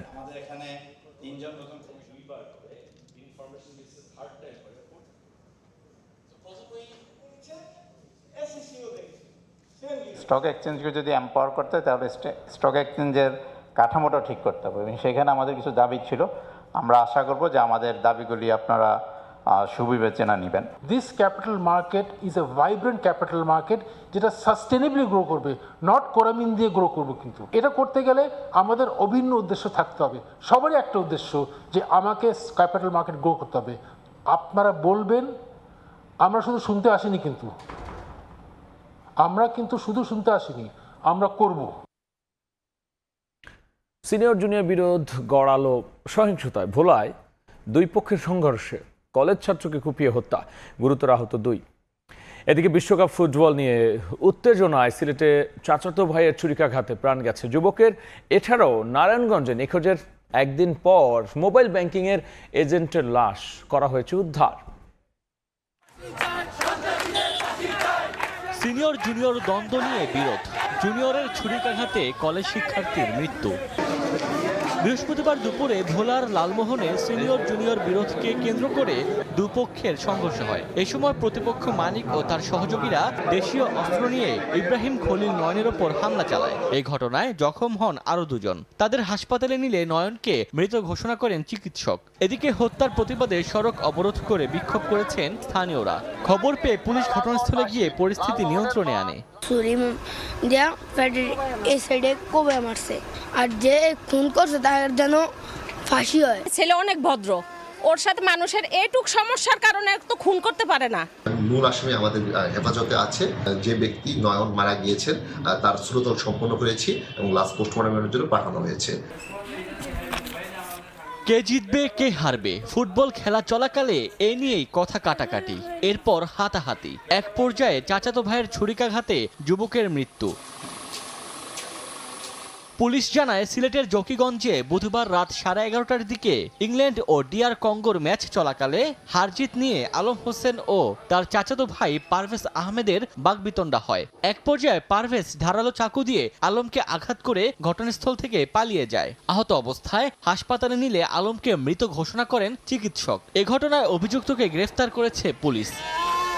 এদিকে নারায়ণগঞ্জ শহরের জামতলা এলাকায় বুধবার সকালে নিখোঁজ হন মোবাইল ব্যাংকিংয়ের এজেন্ট মোতালেব। স্বজনরা জানান সকাল 8টায় বাসা থেকে বের হয়ে ফেরেননি তিনি। পরে ফতুল্লা থানায় সাধারণ ডায়েরি করা হয়। বৃহস্পতিবার সকালে রাস্তার পাশে তোশকে মোড়ানো অবস্থায় মোতালেবের লাশ উদ্ধার হয়। হত্যাকাণ্ডে জড়িতদের শনাক্তে কাজ চলছে বলে জানিয়েছে পুলিশ। ওমর ফারুক, সময় সংবাদ। মিয়ানমারের রাখাইনে ব্যাপক বিমান হামলা চালিয়েছে জান্তা বাহিনী, আর এতে বেসামরিক নাগরিক হতাহতের আশঙ্কা করা হচ্ছে। অন্যদিকে সাগাইং অঞ্চলে বিদ্রোহী গোষ্ঠীগুলোর নিজেদের মধ্যকার রক্তক্ষয়ী কোন্দলে প্রাণ হারিয়েছেন বেশ কয়েকজন। মিয়ানমারের রাখাইন রাজ্যের বুথিডং উপজেলায় বেসামরিক নাগরিকদের লক্ষ্য করে আবারও বিমান হামলা চালিয়েছে জান্তা বাহিনী। যুদ্ধবিমান থেকে শহরের আশপাশের গ্রামগুলোতে মুহুর্মুহু বোমা ফেলেছে সেনারা। মাত্র কয়েক ঘন্টার ব্যবধানে অন্তত 10টি শক্তিশালী বোমা নিক্ষেপ করা হয়েছে বলে জানান বাসিন্দারা। এদিকে জান্তা বিরোধী শিবিরের অভ্যন্তরীণ কোন্দলে রক্তাক্ত হয়েছে সাগাইং অঞ্চলের মনিওয়া শহর। সমান্তরাল জাতীয় ঐক্য সরকার এনইউজির অনুগত পিপলস ডিফেন্স ফোর্স পিডিএফ এবং পিপলস সিকিউরিটি ফোর্স পিএসএফ এর মধ্যে এক রক্তক্ষয়ী সংঘর্ষে কয়েকজন বেসামরিক নাগরিক হতাহতের খবর পাওয়া গেছে। এমন চতুর্মুখী সহিংসতা ও জান্তা সরকারের বাধ্যতামূলক সামরিক নিয়োগ আইন থেকে বাঁচতে দলে দলে দেশ ছাড়ছেন মিয়ানমারের নাগরিকরা। জাতিসংঘের অভিবাসন বিষয়ক সংস্থা IOM এর সাম্প্রতিক প্রতিবেদনে বলা হয়েছে, চলতি বছরের প্রথম 4 মাসেই প্রায় 6,87,000 মিয়ানমার নাগরিক প্রতিবেশী থাইল্যান্ডে প্রবেশ করেছেন। মিয়ানমারের সামরিক অভ্যুত্থান পরবর্তী সংঘাতে এ পর্যন্ত 1 লাখের বেশি মানুষ নিহত হয়েছেন বলে জানিয়েছে সংঘাত পর্যবেক্ষণকারী সংস্থা ACLED। বিশ্লেষকদের মতে এটি বর্তমানে এশিয়ার অন্যতম প্রাণঘাতী সংঘাত, যেখানে প্রকৃত প্রাণহানি আরও বেশি হতে পারে। জাতিসংঘের তথ্য অনুযায়ী এই সহিংসতার জেরে 37 লাখের বেশি মানুষ বাস্তুচ্যুত হয়েছেন এবং তীব্র খাদ্য সংকটে ভুগছেন প্রতি 5 জনের একজন, যার নেতিবাচক প্রভাব পড়ছে প্রতিবেশী দেশগুলোতেও। ফারহাদ চৌধুরী, সময় সংবাদ। এই ছিল রাত 11টার সময় সংবাদের সঙ্গে এরপরে যুক্ত হবেন সহকর্মী তাজমিলা খান। ধন্যবাদ গোলাম রাব্বি। সময় সংবাদ নিয়ে থাকবো আমি তাজমিলা খান। দেখছেন সময় সংবাদ, সঙ্গে থাকুন সময়ের। শীর্ষ 16 নিশ্চিতের মিশনে মধ্যরাতে মাঠে নামছে স্পেন। প্রতিপক্ষ অস্ট্রিয়া। বড় দলগুলোর দ্রুত বিদায়ের সতর্ক কোচ লুই দে লা ফুয়েন্তে। ছোটখাটো ইনজুরি সমস্যা থাকলেও সামর্থ্যের সেরাটা দিয়ে পরের রাউন্ডে পা রাখতে চায় লা রোহা। শুরুর একাদশে খেলবেন ইয়ামাল। যুক্তরাষ্ট্রের লস অ্যাঞ্জেলেস স্টেডিয়ামের ম্যাচ শুরু রাত 1টায়। বিশ্বকাপের 23তম আসর এরই মধ্যে সাক্ষী হয়েছে একাধিক নক্ষত্রের পতনের। জার্মানি, নেদারল্যান্ডসের মতো ইউরোপের পাওয়ার হাউসের বিদায় অন্য দলগুলোর জন্য সতর্কবার্তা। বিশ্বকাপের মঞ্চে সমৃদ্ধ অতীত নয়, চাই মাঠের পারফরম্যান্স। তাই অস্ট্রিয়া ম্যাচে নামার আগে পূর্ণ শক্তির দল নিয়ে নামতে চান স্পেন কোচ লুই দে লা ফুয়েন্তে। 2022 সালের কাতার বিশ্বকাপটা ছিল হতাশায় মোড়ানো, তবে ইউরোর বর্তমান চ্যাম্পিয়নরা লুই দে লা ফুয়েন্তের অধীনে নিজেদের নতুনভাবে ঢেলে সাজিয়েছে। লস অ্যাঞ্জেলেসের আলোয় একদল নামবে নিজেদের রাজকীয় নিয়ন্ত্রণকে গোলের ভাষা দিতে। অন্যদিকে অস্ট্রিয়া প্রমাণ করতে চাইবে বিশ্বকাপে বিস্ময় কখনো আগাম ঘোষণা দিয়ে আসে না। গ্রুপ পর্বে কেপ ভার্দের জালে আটকে যাওয়ার শিক্ষা আর পরের 2 ম্যাচে সৌদি আরব উরুগুয়েকে হারিয়ে দাপটের সঙ্গেই নকআউটে পা রাখে লা রোহা। অস্ট্রিয়াকে হারিয়ে শীর্ষ 16 নিশ্চিত করতে চায় 2010 সালের বিশ্ব চ্যাম্পিয়নরা। চোট নিয়ে বিশ্বকাপে এসেছেন দলের সেরা তারকা লামিন ইয়ামাল ও নিকো উইলিয়ামস। নতুন করে চোট পেয়েছেন ইয়েরেমি পিনো। তবে শুরুর একাদশেই নামার সম্ভাবনা ইয়ামালের। মাসলে চোটের কারণে এখনো বিশ্বকাপে অভিষেকের অপেক্ষায় রয়েছেন ভিক্টর মুনোজ। সেন্ট্রাল মিডফিল্ড পজিশনে ফুয়েন্তের ভরসার নাম Pedri, Rodri, Oyarzabal, Mikel Merino, Cucurella, Laporte, Pau Cubarsi, Marcos লরেন্তোদের শুরুর একাদশে রাখার আভাস দিয়েছেন কোচ। প্রতিপক্ষ অস্ট্রিয়া 1982 সালের পর এই প্রথম গ্রুপ পর্ব পাড়ি দিয়ে নকআউটে জায়গা পেয়েছে। গ্রুপ পর্বে তারা 3 ম্যাচে 6 গোলের পাশাপাশি 6 গোল হজমও করেছে। কোচ রাল্ফ রাংনিকের দর্শন পরিষ্কার, সুযোগ পেলে সামনে ওঠা, ম্যাচের গতি বাড়িয়ে প্রতিপক্ষকে অস্বস্তিতে ফেলা। দলের সেরা পারফর্মার মার্কো আর্নাউটোভিচ। মাঝ মাঠে অস্ট্রিয়ার ইঞ্জিল মার্সেল সাভিৎজার এই ভরসা কোচের। এখন পর্যন্ত 16টি ম্যাচ খেলেছে দুদল। এর মধ্যে 10 জয় নিয়ে এগিয়ে আছে স্পেন। 4টি ম্যাচ জিতেছে অস্ট্রিয়া, বাকি 2 ম্যাচ হয়েছে ড্র। দুদলের সবশেষ দেখা হয়েছিল 2009 সালে ভিয়েনায়। সেবার 5-1 গোলে স্বাগতিকদের বিধ্বস্ত করেছিল স্পেন। পারভিন আক্তার, সময় সংবাদ। কেপ ভার্দের বিপক্ষে রাউন্ড অফ 32 ম্যাচ খেলতে মিয়ামিতে পৌঁছেছে আর্জেন্টিনা ফুটবল দল।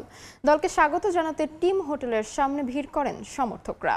ঘরের ছেলে মেসি মায়ামিতে ফেরায় উচ্ছ্বসিত স্থানীয়রা। মায়ামি থেকে সাজিদ মুস্তাহিদের রিপোর্ট। লিওনেল মেসি ঘরে ফিরবেন এবং লিওনেল মেসিকে দেখার জন্য টিম হোটেলের বাইরে বিকেল থেকে ভিড় করতে থাকেন সমর্থকরা। কেউ এসেছেন আর্জেন্টিনা থেকে, কেউ বা স্থানীয় ফোর্ট লডারডেলের বাসিন্দা।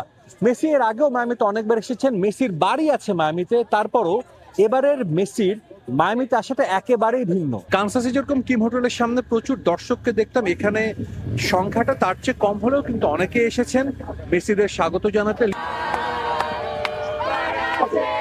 সবাই কিন্তু দলকে স্বাগত জানাচ্ছে, তাদের অনেকগুলো গান রয়েছে, সেই গানগুলো কিন্তু তারা গাইছেন। এখানে যারা নিরাপত্তার দায়িত্বে রয়েছেন তারা কিন্তু আটকে দিয়েছেন এখানে যারা রয়েছেন তাদেরকে। আমরা দেখতে পাচ্ছি লিওনেল মেসির বাস। পুরো মায়ামির ঘরের ছেলে কিন্তু লিওনেল মেসি। মায়ামিতে যারা থাকেন তারা সবাই লিওনেল মেসিকে ভালোবাসেন। আমার কথা হয়েছিল এখানে অনেকে এসেছেন যারা আর্জেন্টাইন না, কিন্তু ইন্টার মায়ামির জার্সি পরে এসেছিলেন অনলি বিকজ মেসি ইন্টার মায়ামিতে খেলেন। তারা মাঠেও যাবেন, মায়ামি হার্ড রক স্টেডিয়ামে গিয়ে সমর্থন জানাবেন। তারা দেখতে চান লিওনেল মেসির খেলা। We are so happy to have the team at home because I am from Argentina, but I am actually living in Fort Lauderdale. So I am very proud to having my team here at home.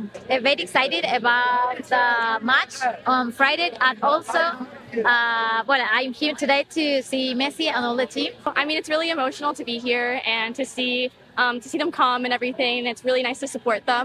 It's a very difficult match, but I think it's going to be good for the team, for Messi. He's the best.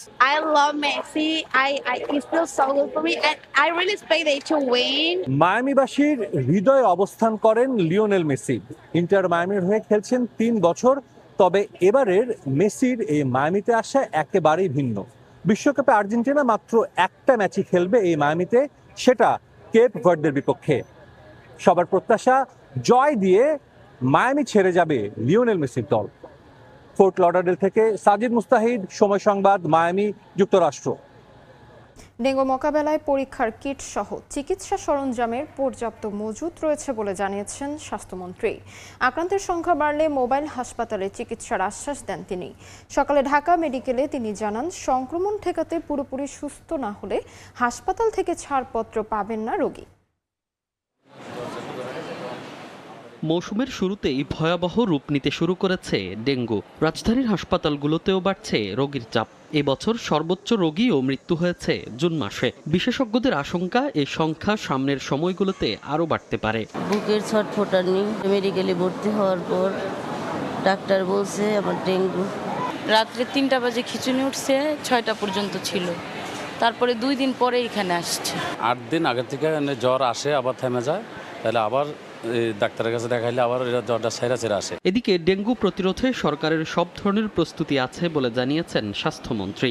বৃহস্পতিবার সকালে Dhaka medical college হাসপাতালে এক অনুষ্ঠান শেষে তিনি জানান, dengue পরীক্ষার kit সহ সব ধরনের চিকিৎসা সরঞ্জামের পর্যাপ্ত মজুত আছে। পুরোপুরি সুস্থ না হওয়া পর্যন্ত হাসপাতাল থেকে রোগীদের ছাড় না দেওয়ার নির্দেশনাও দেন স্বাস্থ্যমন্ত্রী। পর্যাপ্ত পরিমাণে কিট আমাদের হাতে অলরেডি রয়েছে এবং 30 তারিখ পর্যন্ত ওই যে রিয়েজেন্ট আসতেই থাকবে। একটা রিয়েজেন্টের আমাদের কোথাও কোনো অভাব হবে না ইনশাল্লাহ। কোনো রোগী 100% ডাক্তাররা নিশ্চিত না হওয়া পর্যন্ত হসপিটাল থেকে আমরা রিলিজ হতে দেব না। এছাড়া ডেঙ্গু মোকাবেলায় উপজেলা পর্যায়েও কাজ করা হচ্ছে জানিয়ে স্বাস্থ্যমন্ত্রী বলেন, রোগীর সংখ্যা বাড়লে ফিল্ড হাসপাতাল করে চিকিৎসা দেওয়া হবে। প্রত্যেকটা রোগীর প্রতি ডাক্তারদেরকে নিবিষ্ট দৃষ্টি দেওয়ার জন্য বলছে, যাতে কোনো ক্রমে প্লাজমা লিকেজ পর্যায়ে পেশেন্ট না যায়। যদি আধিক্য হেতু রোগী যদি হসপিটালে জায়গা না করতে পারি, ডিসিসি নর্থ হসপিটালে বিশাল জায়গা আছে আমাদের, এবং মাঠে ফিল্ড হসপিটাল করে ফ্লোর উঁচা করে আমরা পর্যাপ্তভাবে রোগীদের সেবা দেব। এদিন আরও নিখুঁতভাবে ক্যান্সার শনাক্তকরণে ঢাকা মেডিকেলের প্যাথোলজিতে যোগ করা হয় একটি অত্যাধুনিক মাইক্রোস্কোপ। এ সময় স্বাস্থ্যমন্ত্রী জানান, 10 জুলাই ঢাকা মেডিকেল পরিদর্শন করবেন প্রধানমন্ত্রী। মনির হোসেন, সময় সংবাদ, ঢাকা। রাজধানীর কলা বাগানের একটি বাসায় জমে থাকা গ্যাস থেকে বিস্ফোরণে 3 জন দগ্ধ হয়েছেন। তাদের উদ্ধার করে ঢাকা মেডিকেল কলেজ হাসপাতালে বার্ন ইউনিটে ভর্তি করা হয়েছে। স্বজনরা জানান, পরিবার নিয়ে কলাবাগান ফ্রি স্কুল স্ট্রিটে 7 তলা বাড়ির নিচতলায় ভাড়া থাকেন ফার্নিচার দোকানের কর্মচারী জুয়েল।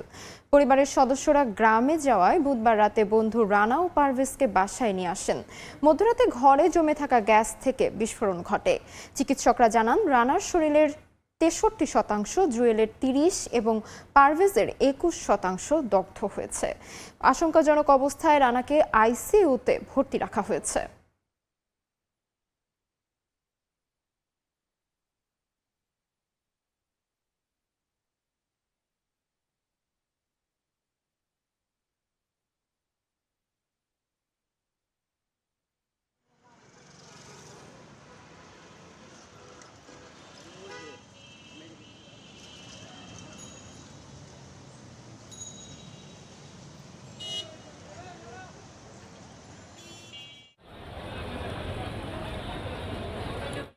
দেখছেন সময় সংবাদ, সঙ্গেই থাকুন। প্রতিটি মন্ত্রণালয়কে সমন্বিত করে বিশেষ চাহিদা সম্পন্ন ব্যক্তিদের অধিকার প্রতিষ্ঠায় প্রথমবারের মতো কাজ করছে কোন সরকার।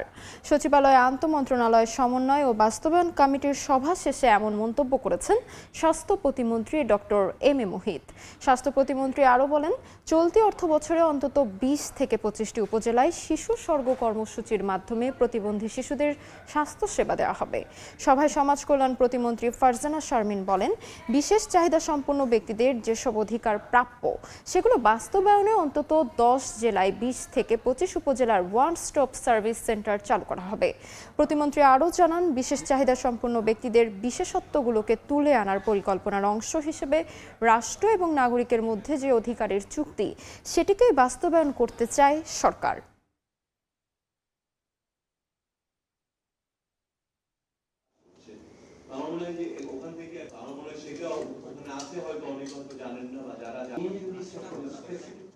এই বিশেষ চাহিদা সম্পন্ন শিশুরা বিশেষ অলিম্পিক, স্পেশাল অলিম্পিক, প্যারা অলিম্পিকে এগুলোতে তারা অত্যন্ত ভালো ফলাফল করেন এবং আমাদের জন্য স্বর্ণপদক বয়ে নিয়ে আসেন। সমাজ কল্যাণ মন্ত্রণালয়, অন্যান্য যে সমস্ত মন্ত্রণালয়, সেখানে আমরা তাদেরকে রেফার করতে পারবো যাতে তারা দীর্ঘমেয়াদী পুনর্বাসন, কর্মসংস্থান এবং অন্যান্য অধিকার তাদেরকে ওই মন্ত্রণালয়ের মাধ্যমে নিশ্চিত করা যায়।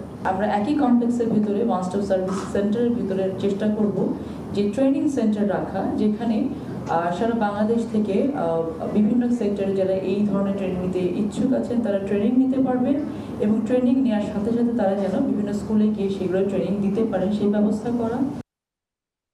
রেকর্ড গড়া প্রবাসী আয় বৃদ্ধির ধারা অব্যাহত রাখতে জনশক্তি রফতানিতে নীতি পরিকল্পনা সাজাতে বেসরকারি খাতকে সঙ্গে রাখার দাবি উদ্যোক্তাদের। একই সঙ্গে প্রবাসীদের পাঠানো অর্থের লাভজনক বিনিয়োগ নিশ্চিতে রেমিটেন্স বন্ড চালুর দাবি তাদের। অর্থনীতিবিদরাও বলছেন, সময় এসেছে বন্ড পুঁজিবাজারে কিংবা সরকারের উন্নয়ন প্রকল্প বাস্তবায়নে প্রবাসীদের অর্থ কাজে লাগানোর পরিকল্পনা হাতে নেওয়ার। কামরুল হাসান সবুজের রিপোর্ট। সদ্য সমাপ্ত অর্থ বছরে দেশে প্রবাসী আয় এসেছে ৩,৫৫৬ কোটি ২০ লাখ ডলার, যা আগের অর্থ বছরের চেয়ে ১৭.৩% বেশি। কোনো এক অর্থ বছরে সর্বোচ্চ রেমিটেন্সের এই রেকর্ড গড়ার পথে প্রতি মাসেই $2 বিলিয়ন বেশি করে বৈদেশিক মুদ্রা দেশে পাঠিয়েছেন প্রবাসীরা। কেন্দ্রীয় ব্যাংকের তথ্য, প্রবাসী আয়ের এমন প্রবাহ এর আগে কোনো অর্থ বছরেই দেখেনি বাংলাদেশ। এমনকি প্রথমবারের মতো টানা 6 মাস গেল ডিসেম্বর থেকে মে পর্যন্ত $3 বিলিয়ন বেশি করে প্রবাসী আয় দেশে আসার রেকর্ডও হয়েছে সদ্য সমাপ্ত অর্থ বছরে। এমন প্রেক্ষাপটে প্রবাসীদের পাঠানো অর্থের লাভজনক বিনিয়োগে বন্ড চালুর দাবি করছেন জনশক্তি রপ্তানিকারকরা। সরকার যেহেতু প্রবাসীদের নিয়ে অনেক ড্রিম আছে, তার রেমিটেন্স বন্ড যদি ওনারা চালু করে, আমি মনে করি চালু করা উচিত। যেহেতু প্রবাসীদের অনেক দাবি আছে, আমার মনে হয় প্রবাসীরা খুব উৎসাহ ফিল করবে। তবে রিজার্ভকে স্ফীত করে বৈদেশিক ঋণ শোধ আর আমদানি ব্যয় মেটানোর মতো শক্তিশালী অর্থনৈতিক ভিত গড়ে তোলা কারিগররা বরাবরই বঞ্চিত থেকে যাচ্ছেন বলে অভিযোগ এ খাতের উদ্যোক্তাদের। আমাদের ব্যবসায়িকদেরকে সাথে নিয়ে পলিসি মেক করে, তাহলে এর গতিধারা বৃদ্ধি পাবে। অনেক সময় অনেক গভর্নমেন্ট অনেক ধরনের পদক্ষেপ নিয়েছে, অধিকাংশ পদক্ষেপ কিন্তু মুখ থুবড়ে পড়েছে। প্রবাসীদের পাঠানো অর্থে রেমিটেন্স বন্ড চালুর পরামর্শ দিচ্ছেন অর্থনীতিবিদরাও, যেখান থেকে মিলতে পারে সরকারের উন্নয়ন প্রকল্প বাস্তবায়নে অর্থের যোগান। আমরা তাদের জন্য আলাদা করে বন্ড চালু করতে পারি না, এখন বাজার তো সুকুক বন্ড চালু হচ্ছে, তো এরকম করে আমরা যদি আর বিশেষ বন্ডের ব্যবস্থা করতে পারি, রাষ্ট্রের বিভিন্ন রকমের প্রয়োজন, বিশেষ করে যে উন্নয়নের যে সহযোগিতা, তো সেই জায়গাতে আমরা এই তাদের অর্থ কাজে লাগাতে পারি। শ্রমবাজার সম্প্রসারণে দক্ষ শ্রমিক পাঠানোর যেমন বিকল্প নেই, তেমনি তা নিশ্চিতে প্রশিক্ষণ কেন্দ্র গড়ে তোলা সহ অভিবাসন ব্যয় কমাতে এ খাতকে ঝুঁকিপূর্ণ তালিকা থেকে বের করে সহজ শর্তে ব্যাংক ঋণের সুযোগ দিতে সরকারের হস্তক্ষেপ চান খাত সংশ্লিষ্টরা। কামরুল হাসান সবুজ, সময় সংবাদ, ঢাকা। 3 ভাইয়ের অপরাধের রাজত্ব রাজধানীর খিলগাঁওয়ের পশ্চিম নন্দীপাড়া। শুক্কুর, সুরুজ ও ফৈরা আলামিন 3 ভাই মিলে গড়েছেন ত্রাসের রাজত্ব। ভয়ভীতি ছড়িয়ে এলাকায় 15 বছর ধরে তৈরি করেছেন পারিবারিক মাদক সিন্ডিকেট। 2 ভাই নিয়ন্ত্রণ করে মাদক কারবার, আরেকজন হাইওয়েতে ডাকাত চক্রের হোতা। 3 ভাইয়ের নামে অস্ত্র, মাদক সহ 30টি মামলা থাকলেও জামিন যেন তাদের কাছে ডাল ভাত। র‍্যাব বলছে তারা নজরদারিতে আছে, বের হয়ে অপরাধে জড়ালেই গ্রেফতার। মাসুদুর রহমানের রিপোর্ট। 2023 সালে ঢাকার দক্ষিণ কেরানীগঞ্জে বাসে হানা দেয় র‍্যাবের পোশাকধারী একটি দল। 2 ব্যবসায়ীকে জোর করে গাড়িতে তুলে নিয়ে যায় তারা, পরে তাদের সর্বস্ব লুটে ফেলে দেয় গাড়ি থেকে। 1 মাসেরও বেশি সময়ের চেষ্টায় গ্রেফতার করা হয় সেই ডাকাত দলের 6 সদস্যকে। সামনে আসে দুর্ধর্ষ ডাকাত ফৈরা আলামিনের নাম।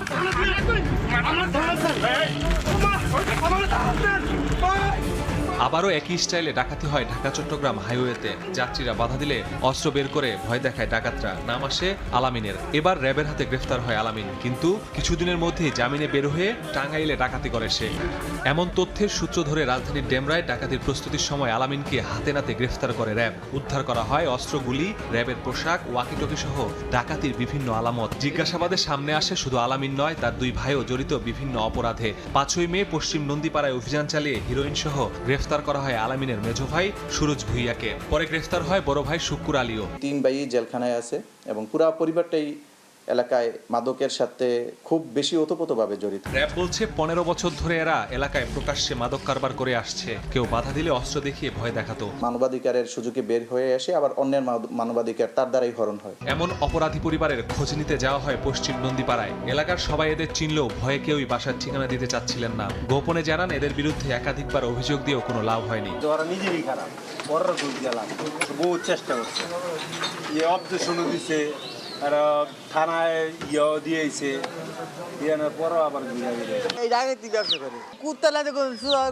এদের মাদকের বিস্তারে এলাকার অনেক ছেলে হয়েছে মাদকাসক্ত, এমন অভিযোগ করলেন এক মা। এদের উৎপাতে অনেকে আবার জমি বিক্রি করে ছেড়েছেন এলাকাও। ঘরে কিছু খেলা করে কাপুটো বন্ধু চামচ নিয়ে বেশিলে তিরিশেরা খরচ মুখস্থ পারতে কেউ নিচে লিখে গেছেন, কিছু কইলে মারতে যায়।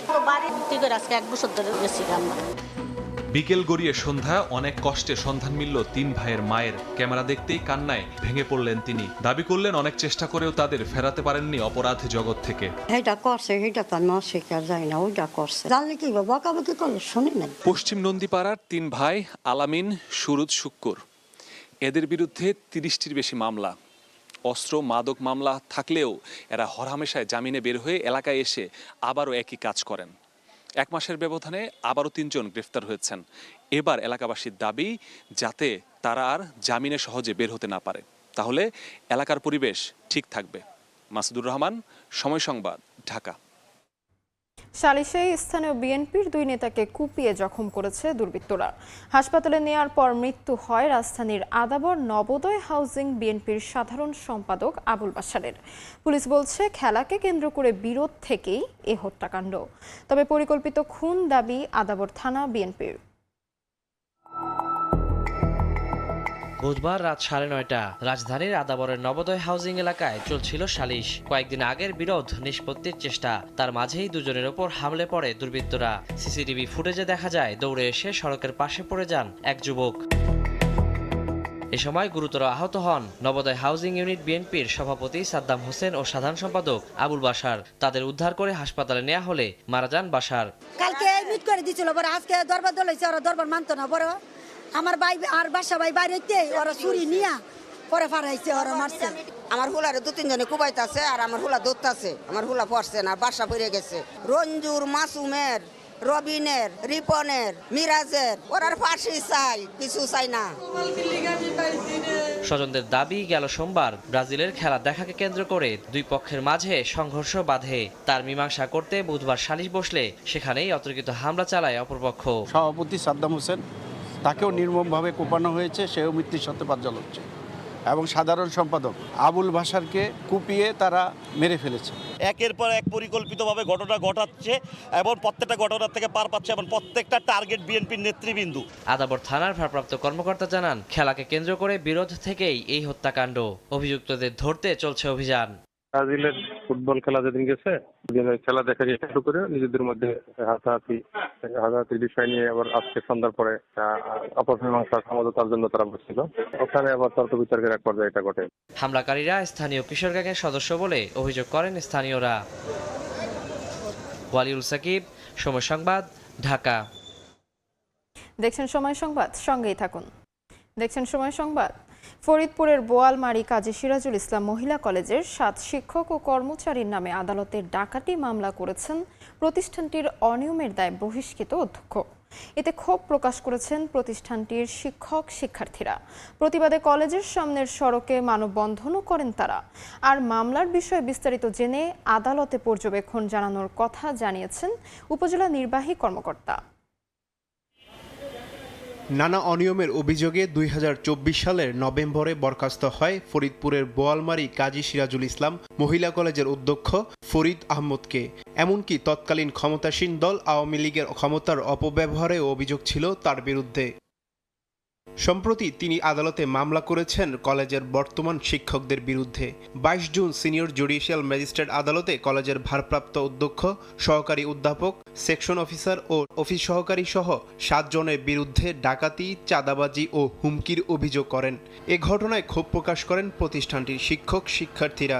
বৃহস্পতিবার দুপুরে মামলার প্রতিবাদে কলেজের সামনে সড়কে দাঁড়িয়ে মানববন্ধন কর্মসূচি পালন করে তারা। বিভিন্ন ধরনের অপবাদ দেওয়া হয়েছে, এটা তো বিশ্বাসযোগ্য নয়। একটা টিচার কখনোই কোনো কারো বাড়িতে ডাকাতি করতে পারে না। এটার কারণে আমাদের পড়ালেখার অনেক ক্ষতি হচ্ছে, আমরা ঠিকমতো ক্লাস করতে পারছি না। উনি দীর্ঘদিন বাইরে পড়াতে ছিলেন, বর্তমান যারা রাজনীতিতে জড়াই আছেন তাদের ছাত্রছায়া উনি এই কেসগুলো করে আমাদের হয়রানি করতেছেন। ভাবমূর্তি এমনভাবে ক্ষুণ্ণ করেছেন যে সামনে আমরা ভর্তিতে আমরা একটা আশঙ্কা করছি যে আমাদের ছাত্রী সংখ্যা ভর্তি হতে কমে যেতে পারে। এ বিষয়ে জানতে মোবাইল ফোনে ফরিদ আহমদের সঙ্গে যোগাযোগ করা হলে ব্যস্ততা দেখান। ভাই আমি একটু ব্যস্ত আছি, তো আধা ঘন্টা পরে দিতে হবে, আমি পরে কথা বলবো আপনার সঙ্গে, আমি এখন পারছি না। তবে উপজেলা প্রশাসন বলছে মামলার বিষয়ে বিস্তারিত জেনে আদালতে পর্যবেক্ষণ জানানো হবে। তিনি যেহেতু আবার অন্যান্য এটা ফৌজদারি অপরাধের মতো কিছু করার চেষ্টা করছেন, এ বিষয়ে কী ব্যবস্থা গ্রহণ করা যায় আমি প্রিন্সিপাল ম্যাডামের সাথে কথা বলে সে বিষয়ে আইনগত ব্যবস্থা আরও গ্রহণ করার চেষ্টা করব। বোয়ালমারী কাজী সিরাজুল ইসলাম মহিলা কলেজে 80 জন শিক্ষক ও কর্মচারী কর্মরত। সময় সংবাদ, ফরিদপুর। বিদ্যালয় পরিচালনা কমিটি গঠন কেন্দ্র করে মোংলায় দুপক্ষের সংঘর্ষের 15 দিন পরও কাটেনি উত্তেজনা। অভিযোগ রয়েছে হামলার সময় লাঞ্ছনার শিকার হন কয়েকজন শিক্ষকও। ভাঙচুর করা হয় স্কুলের অফিস কক্ষ ও মূল্যবান আসবাবপত্র। এই ঘটনায় শিক্ষার্থীদের পাঠদান অনিশ্চিত হয়ে পড়েছে। মাহমুদ হাসানের তথ্য ও মাসুদ রানার ছবি নিয়ে রিপোর্ট।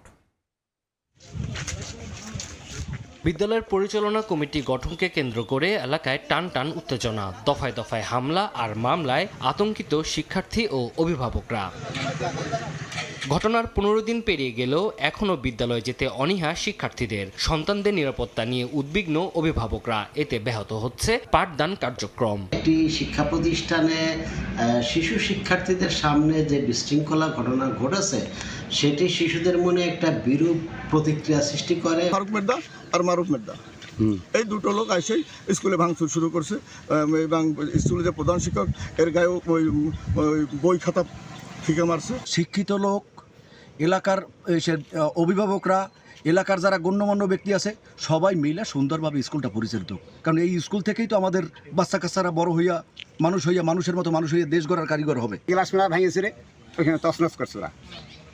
তরিক, নাহিদ আর ওই ম্যাডাম আছে, কারণ ম্যাডাম তো তার স্বামীর বাইরে কথা বলেন, তার ছেলের বাইরে কথা বলে না। কবে শুধু শিক্ষার্থীরাই নয়, ঘটনার রেশ কাটেনি শিক্ষকদের মাঝেও। হামলা ও লাঞ্ছনার ঘটনার পর নিরাপত্তা নিয়ে উদ্বেগ প্রকাশ করেন তারা। আমার ছেলেকে ইফটিজিংয়ের মামলা দেবে এই সমস্ত হুমকি দেখাচ্ছে। আমার ম্যাডামদের বলতেছে যে দূরে আসে, তাদের খুব হুমকি দিচ্ছে, আমাদের হুমকি দিচ্ছে, আমাদের খুব ক্ষয়ক্ষতি করবে। এরপরে জামিন দিয়ে আসবে, জামিন দিয়ে আসার পরে আমাদের সমস্যা আছে। মনে হচ্ছে একটা অনাকাঙ্ক্ষিত ঘটনা ঘটেছে, এখন এটা আরও বিস্তারিত যাচাই বাছাই না করে কি ঘটনা ঘটেছে এটা এই মুহূর্তে ওইভাবে যাচাই বাছাই না করে কিছু মন্তব্য করা যাবে। ক্লাস একটা আমরা শেষ করে আসছি, এর মধ্যে আমরা আবার মিটিং ডাকবো, এর জন্য একটু প্রিপারেশন নিচ্ছিলাম। বাচ্চারা নিচে নামে একটু আমাদের এখানে আসতেছিল, ওরা ঢাটাঢি করতেছিল বারান্দার মধ্যে, তো ওরা অনেক আতঙ্কিত হয়ে গেছে। এই ঘটনায় 6 জনের নাম উল্লেখ সহ 12 জনের বিরুদ্ধে থানায় বিশেষ ক্ষমতা আইনে মামলা হয়েছে। তবে পুলিশ খুঁজছে মূল আসামিকে। এখন পর্যন্ত মামলায় কোনো আসামি গ্রেপ্তার করা সম্ভব হয়নি, তবে আমাদের এই মামলায় আসামিদের গ্রেপ্তারে অভিযান অব্যাহত আছে এবং মামলার তদন্ত কার্যক্রম যেহেতু দ্রুত বিচার আইনে মামলা হয়েছে, আমরা শীঘ্রই তদন্ত প্রতিবেদন মহামান্য আদালতে জমা দেব। গত 27 জুন সকালে মংলা সুন্দরবন ইউনিয়নের পশ্চিম বাজিকরের খণ্ড সরকারি প্রাথমিক স্কুলের মাঠে কমিটি গঠনকে কেন্দ্র করে মুখোমুখি হয় দুই পক্ষ। সংঘর্ষে আহত হন অন্তত 5 জন। এই সময় কয়েকজন শিক্ষককেও লাঞ্ছিত করার অভিযোগ উঠে। ভাঙচুর করা হয় অফিস কক্ষ সহ বিভিন্ন আসবাবপত্র। সময় সংবাদ, মোংলা। যশোরের ভৈরব নদ খননে 350 কোটি টাকা ব্যয় হলেও ন্যূনতম সুফল মেলেনি। পানি উন্নয়ন বোর্ডের দাবি, বিভিন্ন সংস্থার অপরিকল্পিত সেতু ও কালভার্টের কারণে নদে ফেরেনি জোয়ার ভাটা, চলছে না নৌযানও, উল্টো দখল দূষণে পরিণত হয়েছে কচুরিপানা ও ময়লার ভাগাড়ে। আবুল কালাম আজাদের ছবি ও জুয়েল মৃধার তথ্য নিয়ে রিপোর্ট। ভৌগোলিকভাবে অতি গুরুত্বপূর্ণ নদীটি দখল দূষণে প্রায় অস্তিত্বহীন। খননে শত কোটি টাকা ব্যয় করলেও মেলেনি সুফল। ভারতের গঙ্গা থেকে উৎপত্তি হয়ে মেহেরপুর, চুয়াডাঙ্গা, ঝিনাইদহ, যশোর ও খুলনা হয়ে বঙ্গোপসাগরে মিশেছে ঐতিহাসিক ভৈরব নদ। দক্ষিণ পশ্চিমাঞ্চলের মানুষের দাবির মুখে 2018 সালের 18 জানুয়ারি যশোরের চৌগাছা থেকে অভয়নগরের আফরাঘাট পর্যন্ত 96 কিলোমিটার নদী খনন কাজ শুরু হয়।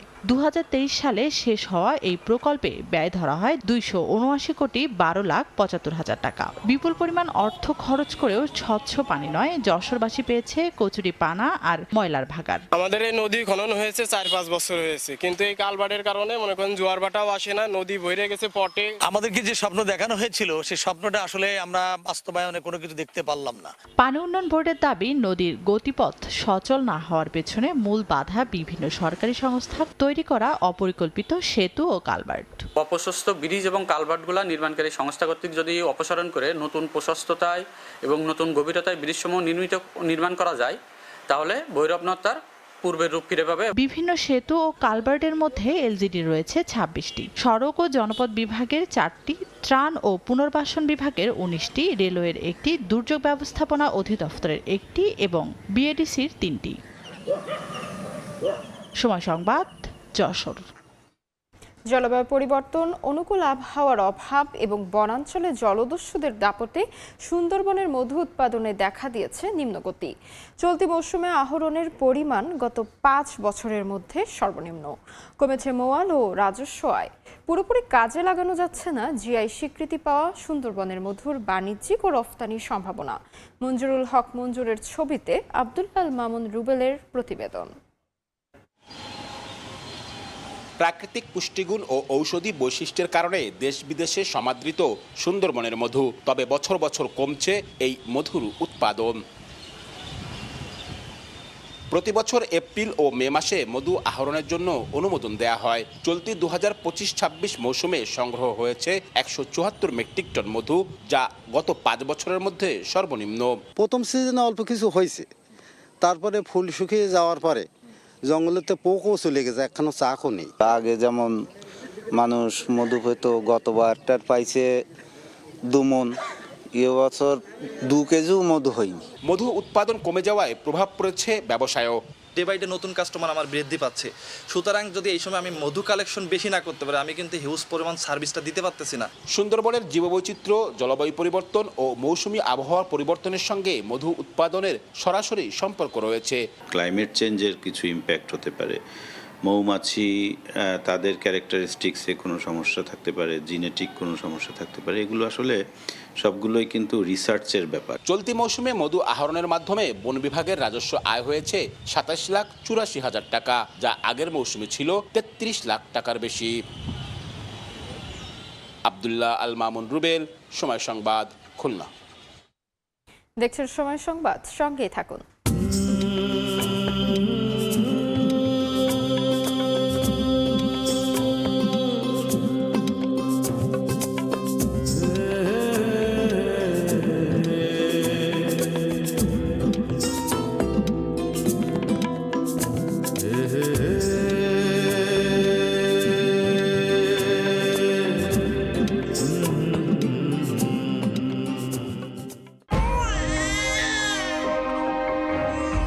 একটা মামুলি জ্বর, ছোট্ট একটা ফুসকুড়ি, তাতেই ওলটপালট হয়ে যেতে পারে একটি শিশুর পৃথিবী।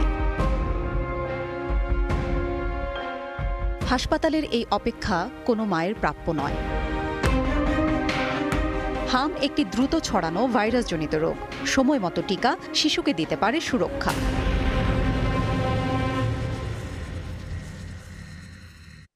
দেখছেন সময় সংবাদ। খুলনার কয়রা উপজেলা জুড়ে বিভিন্ন সড়ক নির্মাণ ও সংস্কারের নানা অনিয়মের অভিযোগ উঠেছে। কোথাও সড়ক দিনের পর দিন খুঁড়ে ফেলে রাখা হয়েছে, কোথাও ইটের ধোয়া কিংবা বালু ফেলে উধাও ঠিকাদারি প্রতিষ্ঠান। এরই মধ্যে একটি সড়কের পিচ ঢালাইয়ের 3 দিনের মাথায় হাতের চাপে উঠে যেতে দেখা গেছে। আব্দুল হালিমের ক্যামেরায় তানজিম আহমেদের রিপোর্ট। নির্মাণের মাত্র 3 দিন পর নতুন সড়কের পিচ হাতের চাপে উঠে যাচ্ছে। কোথাও সামান্য টান দিতেই খসে পড়ছে কার্পেটিংয়ের আস্তরণ। সম্প্রতি এমন চিত্র দেখা গেছে খুলনার কয়রা উপজেলার মাদারবাড়িয়া রোনবাগ সড়কের। এতে ক্ষুব্ধ স্থানীয়রা। তবে ঠিকাদার বলছে ভাবমূর্তি ক্ষুণ্ণ করতে রাস্তা খুঁড়ে এ অবস্থা করেছে প্রতিপক্ষরা। তোমরা চাঁদাবাজি করতে আইছো এবং ভাইরাল হওয়ার ধান্দায় এখানে আসছো। এখন আমরা যখন তাদের এটা একটু মানে কঠিন ভাষায় কথা বলি, তখন তারা আমাদের কথার কোনো উত্তর না দিয়ে পলায় চলে যায়। যে পরিমাণ আর কি অর্থ বরাদ্দ আছে, সেই অর্থ বরাদ্দ অনুযায়ী এই রাস্তার ম্যানুয়াল অনুযায়ী রাস্তাটা করা হোক। অদ্যাবধি পর্যন্ত যে দুর্নীতি হয়েছে, রাস্তাটি যতটুকু করার কথা ছিল আমার মনে হয় 40% কাজও করে না এখানে। খুচি দা খুমটা দিয়ে খুচি তুলে ফেলে, এটা সরকারের ভাবমূর্তি। সাধারণত আপনার একটা পিসি রাস্তা করলে মিনিমাম 2 সপ্তাহ থেকে 28 দিন পর্যন্ত এর সম্পূর্ণ অর্জন করতে সময় লাগে। ওই রাতের আধারেও রাস্তাটির অনেক অংশে প্রায় 300 মিটার রাস্তা খুঁড়িয়ে উঠিয়ে ফেলে। শুধু এ সড়ক নয়, কয়রা উপজেলা জুড়ে স্থানীয় সরকার প্রকৌশল অধিদপ্তরের অধীনে বিভিন্ন প্রকল্পে 5টি সড়কের নির্মাণ ও সংস্কার কাজ চলছে। তবে এসব সড়ক কোথাও খুঁড়ে ফেলে রাখা হয়েছে, কোথাও ইটের খোয়া কিংবা বালু ফেলে গা ঢাকা দিয়েছে ঠিকাদারি প্রতিষ্ঠান। এতে বর্ষায় কাদাপানি এবং শুকনো মৌসুমে ধুলাবালির কারণে দুর্ভোগ পোয়াচ্ছে এলাকাবাসী। এই রাস্তার এই পানি গিয়ে পুকুরের জল হচ্ছে খারাপ, পুকুরে মাছও থাকে না, সমস্ত সমস্যা আমাদের একটা ভ্যানের রাস্তা এখন চলতে যায় না। ধুলু ময়লা, ঘর বাড়ি থাকে না, গা হাত পা থাকে না। আগে পিচ দিয়েছে, সেই পিচ এখন উঠে যাচ্ছে, তাহলে তো এই রাস্তার কোনো সামনের ভবিষ্যৎবাণী খুব অন্ধকার। উন্নয়নের থেকে অবনতিটা আরো বেশি করছে। দীর্ঘদিন কাজ বন্ধ থাকায় 3টি সড়কের ঠিকাদারি প্রতিষ্ঠানের কার্যাদেশ বাতিল করা হয়েছে। বন্ধ থাকা এসব কাজ পুনরায় চালুর প্রক্রিয়া চলছে বলে জানিয়েছে এলজিইডি। প্রক্রিয়ার ভিতরে যদি কাজ তারা শেষ না করতে পারে, তাহলে বাতিল করে তাদেরকে পুনরায় আবার টেন্ডার করে নতুনভাবে চুক্তি সম্পাদন করা হবে। আর যেগুলো চলমান আছে সেগুলো চলমান করে আমরা যথাসময়ে আমাদের যে টার্গেটটা দিবে সেই সময়ের ভিতরে আমরা বাদবাকি কাজগুলো শেষ করতে পারবো বলে আশা করি। কয়রা উপজেলায় প্রায় 36 কোটি টাকা ব্যয়ে এলজিইডির বিভিন্ন প্রকল্পে 45 কিলোমিটার সড়ক পুনর্নির্মাণ ও সংস্কার কাজ চলছে। তানজিম আহমেদ, সময় সংবাদ, খুলনা। যশোর সফটওয়্যার টেকনোলজি পার্কের কার্যক্রম চলছে নামমাত্র। গত 2 বছর ধরে বন্ধ রক্ষণাবেক্ষণ প্রক্রিয়া, নষ্ট হয়ে গেছে এসি, বন্ধ রয়েছে দক্ষতা উন্নয়নমূলক প্রশিক্ষণও। এ অবস্থায় দেশের আইটি খাতের এই বড় বিনিয়োগকে বাঁচাতে দ্রুত সরকারি তদারকি ও কার্যকর পদক্ষেপ নেওয়ার দাবি সংশ্লিষ্টদের। আবুল কালাম আজাদের ছবি ও জুয়েল মৃধার তথ্যে রিপোর্ট। সরকারি তদারকির অভাবে মুখ থুবড়ে পড়ে আছে দেশের অন্যতম IT hub Jessore software technology পার্কের কার্যক্রম। বিপুল সম্ভাবনা থাকলেও প্রযুক্তির এই আধুনিক কেন্দ্রে মাসের পর মাস ধরে অনেকটা মুখ থুবড়ে পড়ে আছে। 2 বছর ধরে অকেজো পার্কের কেন্দ্রীয় শীতাতাপ নিয়ন্ত্রণ ব্যবস্থা, গরমে অতিষ্ঠ কর্মী আর উদ্যোক্তারা। বারবার তাগিদ দিলেও মেরামতের কোনো উদ্যোগ নেই। এছাড়া দক্ষ জনবল তৈরির উদ্দেশ্যে এই পার্ক গড়ে উঠলেও 3 বছর ধরে বন্ধ সব ধরনের স্কিল ডেভেলপমেন্ট ট্রেনিং। মিলছে না সরকারি কোনো আর্থিক সুবিধাও। উদ্যোক্তাদের অভিযোগ, পার্কের ভেতরে বহিরাগতদের অবাধ বিচরণ, মাদক সেবনের ঘটনায় ভেঙে পড়েছে নিরাপত্তা ব্যবস্থা, আটকে আছে তাদের ভাড়া ও নবায়ন চুক্তিও। এখানে এসি নাই, এসি না থাকাতে আসলে এই গরমের মধ্যে কাজ করা খুব কঠিন হয়ে যাচ্ছে এবং দেখা যাচ্ছে কর্মীরাও স্বাচ্ছন্দ্য বোধ করছে না। এখানে নিরাপত্তার কোনো নাই, কখন কে আসতেছে কখন কে যাচ্ছে কোনো ওইভাবে তদারকি নাই, যার কারণে এখানে মেয়েরা বিশেষ করে আসার জন্য নিরাপত্তাহীনতায় ভুগছে। বিদ্যুৎ চলে গেলে হয় এসি বন্ধ থাকে, তা নাহলে লিফট বন্ধ থাকে, এই ধরনের ম্যানেজমেন্ট নিয়ে চলতেছে। তো এইভাবে তো আর হাইটেক পার্কে টিকে থাকা যায় না। গত 3 বছরে এই জায়গাটার কোনো স্কিল ডেভেলপমেন্টের কোনো উদ্যোগ, বিশেষ কোনো উদ্যোগ সরকারের নেই। আইটির দিকে যদি সরকার নজর না দেয়, তাহলে বিশ্বের সাথে তাল মিলিয়ে আমরা কিন্তু জাতি হিসাবে এগোতে পারবো না। তো এইটার দিকে যদি সরকার নজর দেন, সরকার যদি এদিকে মনোযোগ দেন এবং আমাদের সহযোগিতা করেন, তাহলে আমরা বিশ্বাস করি যে বাংলাদেশ উপকৃত হবে, জাতি উপকৃত হবে এবং আইটি সেক্টরের উন্নতি হবে। পার্ক কর্তৃপক্ষের দাবি, সব সমস্যা চিহ্নিত করে ঊর্ধ্বতন কর্তৃপক্ষকে জানানো হয়েছে। আমাদের এন্ড থেকে আমরা সর্বোচ্চ চেষ্টা করছি আসলে বিনিয়োগকারীদের সাপোর্ট দেওয়ার। বিনিয়োগকারীরাও আমাদেরকে যথেষ্ট সহযোগিতা করছে। আমরা সমন্বিতভাবেই আসলে পার্কের সমস্যাগুলো সমাধানের চেষ্টা করছি। 2017 সালে প্রায় 305 কোটি টাকা ব্যয় নির্মিত এই পার্কে বর্তমানে 61টি প্রতিষ্ঠানের অফিস রয়েছে, যার মধ্যে 46টি চলমান। এছাড়া বিনিয়োগকারী না মেলায় 28,000 স্কোয়ার ফিট জায়গা পড়ে আছে। সময় সংবাদ, যশোর।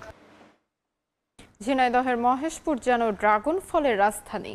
মৌসুমে গৌরীনাথপুর বাজার থেকে বেচা কেনা হয় কোটি টাকার ফল। স্থানীয় চাহিদা মিটিয়ে চলে যায় দেশের বিভিন্ন প্রান্তে। লোটাস রহমান সোহাগের রিপোর্ট, ছবি তুলেছেন রামিম খান। থরে থরে সাজানো বাহারি রঙের সুস্বাদু ফল ড্রাগন। ঝিনাইদহের মহেশপুরের গৌরীনাথপুর বাজার ড্রাগনের রাজধানী হিসেবে খ্যাত। এই বাজারে দূর দূরান্ত থেকে আসেন ক্রেতারা। সকাল থেকে শুরু হয় বেচাকেনা, চলে বিকাল পর্যন্ত। ব্যবসায়ীরা জানায় মৌসুমের প্রতিদিনই বাজারের শতাধিক আড়ত থেকে কোটি টাকা ড্রাগন জেলার চাহিদা মিটিয়ে পাঠানো হয় দেশের বিভিন্ন প্রান্তে। উৎপাদিত ফল বিক্রির জন্য নিজ জেলায় বড় বাজার থাকা এবং ন্যায্য মূল্য পাওয়ায় খুশি কৃষক। বিভিন্ন এলাকা থেকে মাল এমন করে নতুন বাজারে একদম জমজমাট। গৌরীনাথপুর বাজার থেকে কিনে আমি বিভিন্ন মোকামে পাঠাই। একটা হচ্ছে চট্টগ্রাম, ফেনীতে, নোয়াখালী। আর ওটার সবচেয়ে বড় সুবিধা হচ্ছে কৃষক মাল নিয়ে আসবে, মাল বেচা কেনা করার পরে সাথে সাথে নগদ টাকা নিয়ে চলে যেতে পারে। এক জায়গায় বসে অনেক মাল কিনা যাচ্ছে। আমার যতটুকু চাহিদা ততটুকু কিনতে পারছি। বেশি ঘোরাঘুরি করা লাগে না, গাড়ির কোনো সমস্যা হয় না। ফলের নিরাপদ উৎপাদন ও বিপণনে কাজ করছে কৃষি বিভাগ। নিরাপদ ড্রাগন ফল উৎপাদনের জন্য কৃষকদের বিভিন্ন রকম জৈব বালাইনাশকের ব্যবহারে উদ্বুদ্ধ করা হচ্ছে। এছাড়াও কৃষকগণ যেন টনিক বা ওভারডোজের কোনো গ্রোথ হরমোন ব্যবহার না করেন, সেজন্য নিয়মিত তাদের সাথে উঠান বৈঠক করা হচ্ছে। গৌরীনাথপুরের এই বাজারে ঝিনাইদহের 3টি উপজেলা ছাড়াও পার্শ্ববর্তী চুয়াডাঙ্গা ও যশোরের কৃষকরাও তাদের উৎপাদিত ড্রাগন ফল বিক্রি করতে নিয়ে আসেন।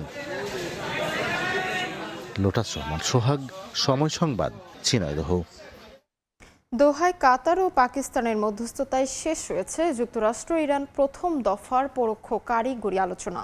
যুদ্ধবিরতি লঙ্ঘন করে লেবাননে ইসরায়েলি হামলা অব্যাহত থাকা এবং মার্কিন কর্মকর্তাদের হুমকিমূলক বক্তব্যের তীব্র সমালোচনা করেছে তেহরান।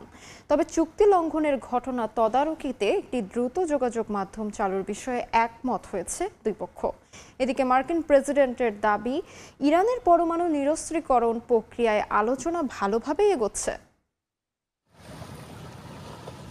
ইরান যুদ্ধ স্থায়ীভাবে বন্ধ ও হরমুজ প্রণালী পুরোপুরি চালুর লক্ষ্যে কাতারের রাজধানী দোহায় মার্কিন ও ইরানি প্রতিনিধিদের পরোক্ষ কারিগরি আলোচনা হয়েছে। কাতার ও পাকিস্তানের মধ্যস্থতায় 3 দেশের ঊর্ধ্বতন আলোচকদের উপস্থিতিতে এই বৈঠক হয়।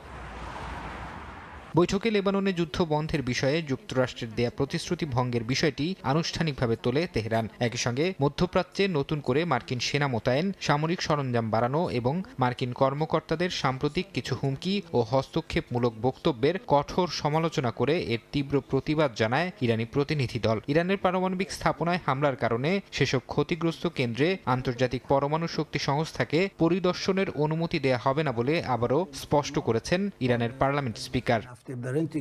ইরানের উপপররাষ্ট্রমন্ত্রী কাজেম গারিবাবাদী সতর্ক করে বলেছেন, সমঝোতা স্মারকের একটি শর্ত লঙ্ঘন হলেও পুরো চুক্তি ভেস্তে যেতে পারে। জানান, এই সমঝোতা স্মারকের যে কোনো ধরনের লঙ্ঘন ও ত্রুটি আনুষ্ঠানিকভাবে নথিবদ্ধ করতে এবং তা দ্রুত তদারকিতে শিগগিরই একটি বিশেষ যোগাযোগ মাধ্যম চালু করা হবে। এছাড়া ইরানের জব্দকৃত অর্থের একটি অংশ তেহরানের প্রয়োজনীয় পণ্য কেনার কাজে ব্যবহারের বিষয়েও বৈঠকে অগ্রগতি হয়েছে। এদিকে বৈঠকের বিষয়ে প্রতিক্রিয়ায় মার্কিন প্রেসিডেন্ট ডোনাল্ড ট্রাম্প দাবি করেছেন, ইরানের পরমাণু নিরস্ত্রীকরণ প্রক্রিয়া বেশ ভালোভাবেই এগোচ্ছে এবং দোহার আলোচনা অত্যন্ত ফলপ্রসূ হয়েছে। তবে আলোচনার গতি নিয়ে ট্রাম্প আশাবাদী হলেও সতর্ক বার্তা দিয়েছেন মার্কিন ভাইস প্রেসিডেন্ট জেডি ভ্যান্স। তিনি বলেন, আলোচনা এখনও প্রাথমিক পর্যায়ে রয়েছে এবং তারা মূলত হরমুজ প্রণালীতে বাণিজ্যিক জাহাজ চলাচল স্বাভাবিক করার উপর জোর দিচ্ছেন। ভ্যান্স সাফ জানিয়েছেন, ইরান যদি পুনরায় পরমাণু কর্মসূচি চালু করে কিংবা আন্তর্জাতিক পরিদর্শকদের বাধা দেয়, তবে ওয়াশিংটনের হাতে সব ধরনের বিকল্প পথ খোলা রয়েছে। ফারহাদ চৌধুরী, সময় সংবাদ।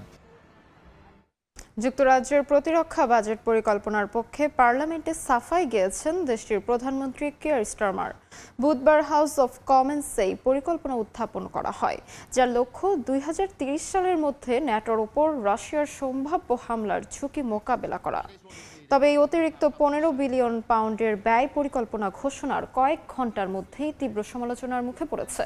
বিরোধীদের দাবি, ঘোষিত এই খাতের 1/3 অর্থায়নের উৎস এখনও অনিশ্চিত। বাজেট নিয়ে বক্তব্যের পর পার্লামেন্টে বিরোধী দল কনজারভেটিভ পার্টির নেতারা স্টারমারকে প্রশ্নবাণে জর্জরিত করেন। প্রতিরক্ষা তহবিলের ঘাটতি পূরণে পরবর্তী সম্ভাব্য প্রধানমন্ত্রীর সম্মতি আছে কিনা তা জানতে চান। জবাবে স্টারমার বলেন, লেবার সরকারের এই পরিকল্পনা নিয়ে তিনি গর্বিত এবং যে কোনো প্রধানমন্ত্রী এই পরিকল্পনার পক্ষেই থাকবেন।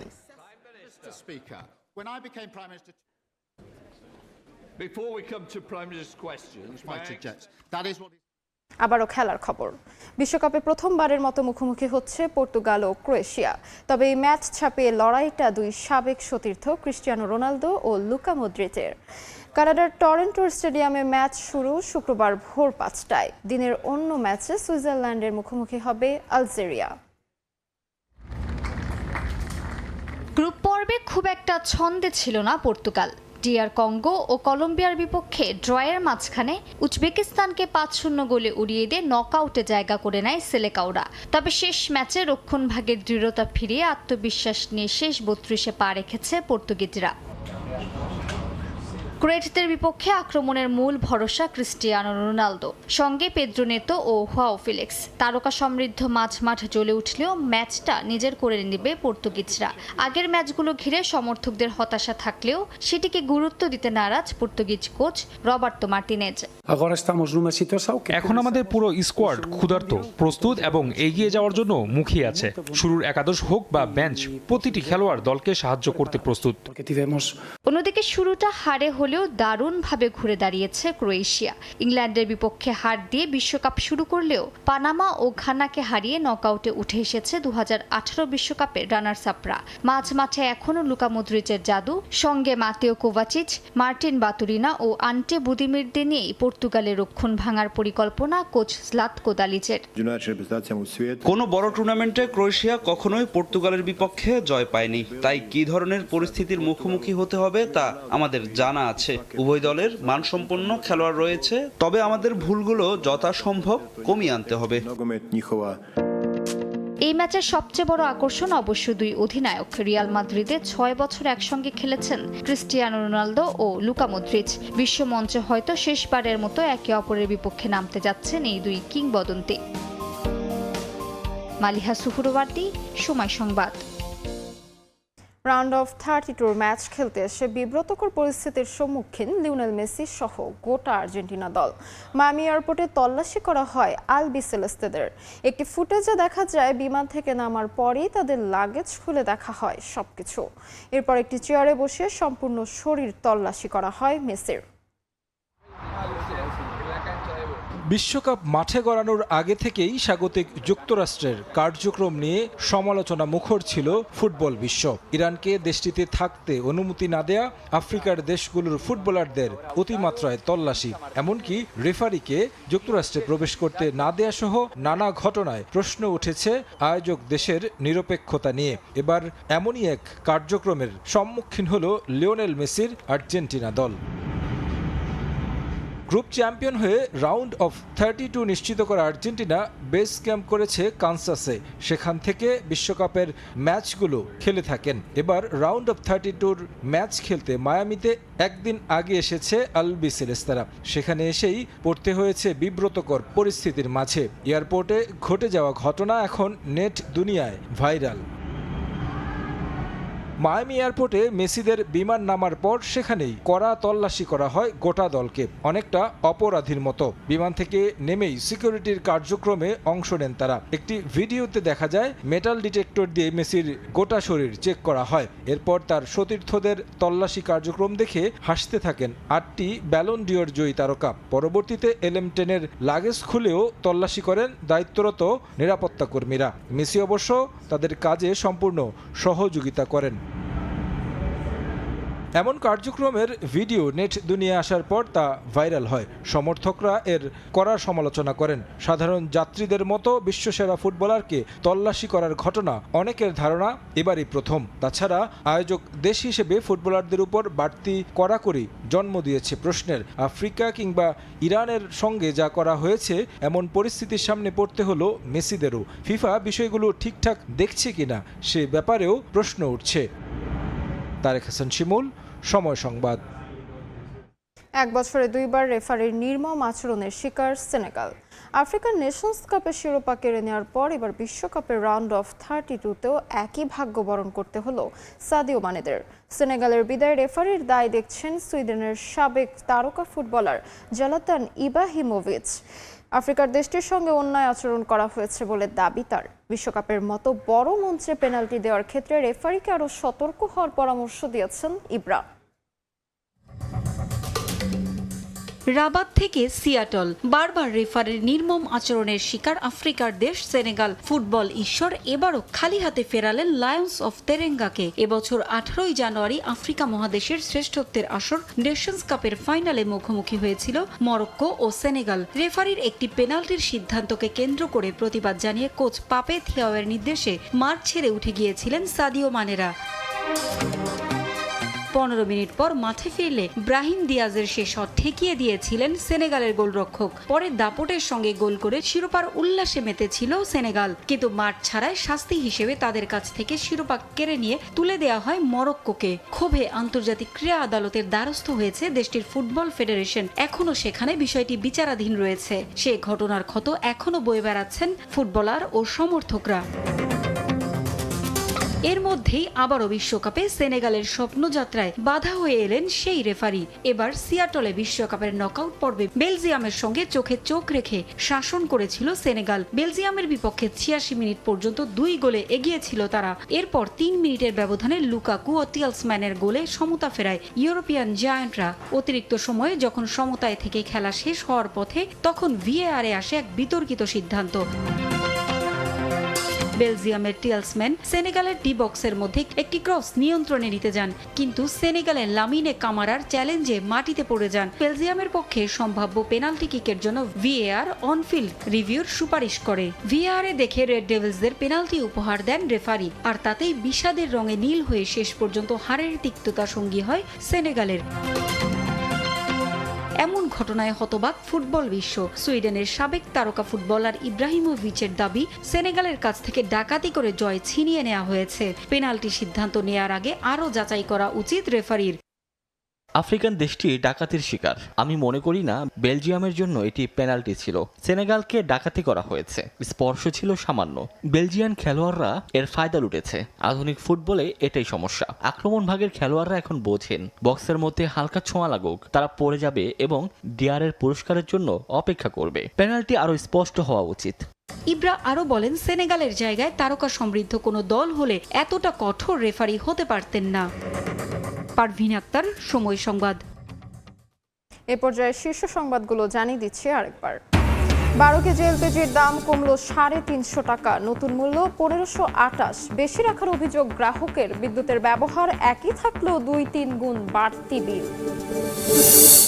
যে কোনো দেশের হস্তক্ষেপ নিয়ে বাংলাদেশ আপত্তি জানালে পাশে থাকবে চীন। ব্রিফিংয়ে রাষ্ট্রদূত।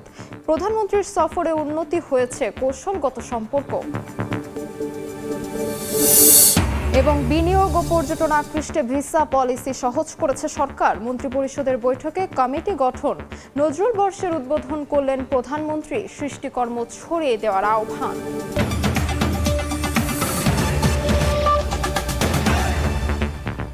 এ ছিল সময় সংবাদে। দর্শক, বিশ্বকাপ ফুটবলের মহাযজ্ঞ সরাসরি সম্প্রচার করছে সময় টেলিভিশন। দেখতে চোখ রাখুন সময়ের পর্দায়। এরপর প্রবাসের সময় নিয়ে আসছি কিছুক্ষণ পর। সঙ্গে থাকুন সময়ের।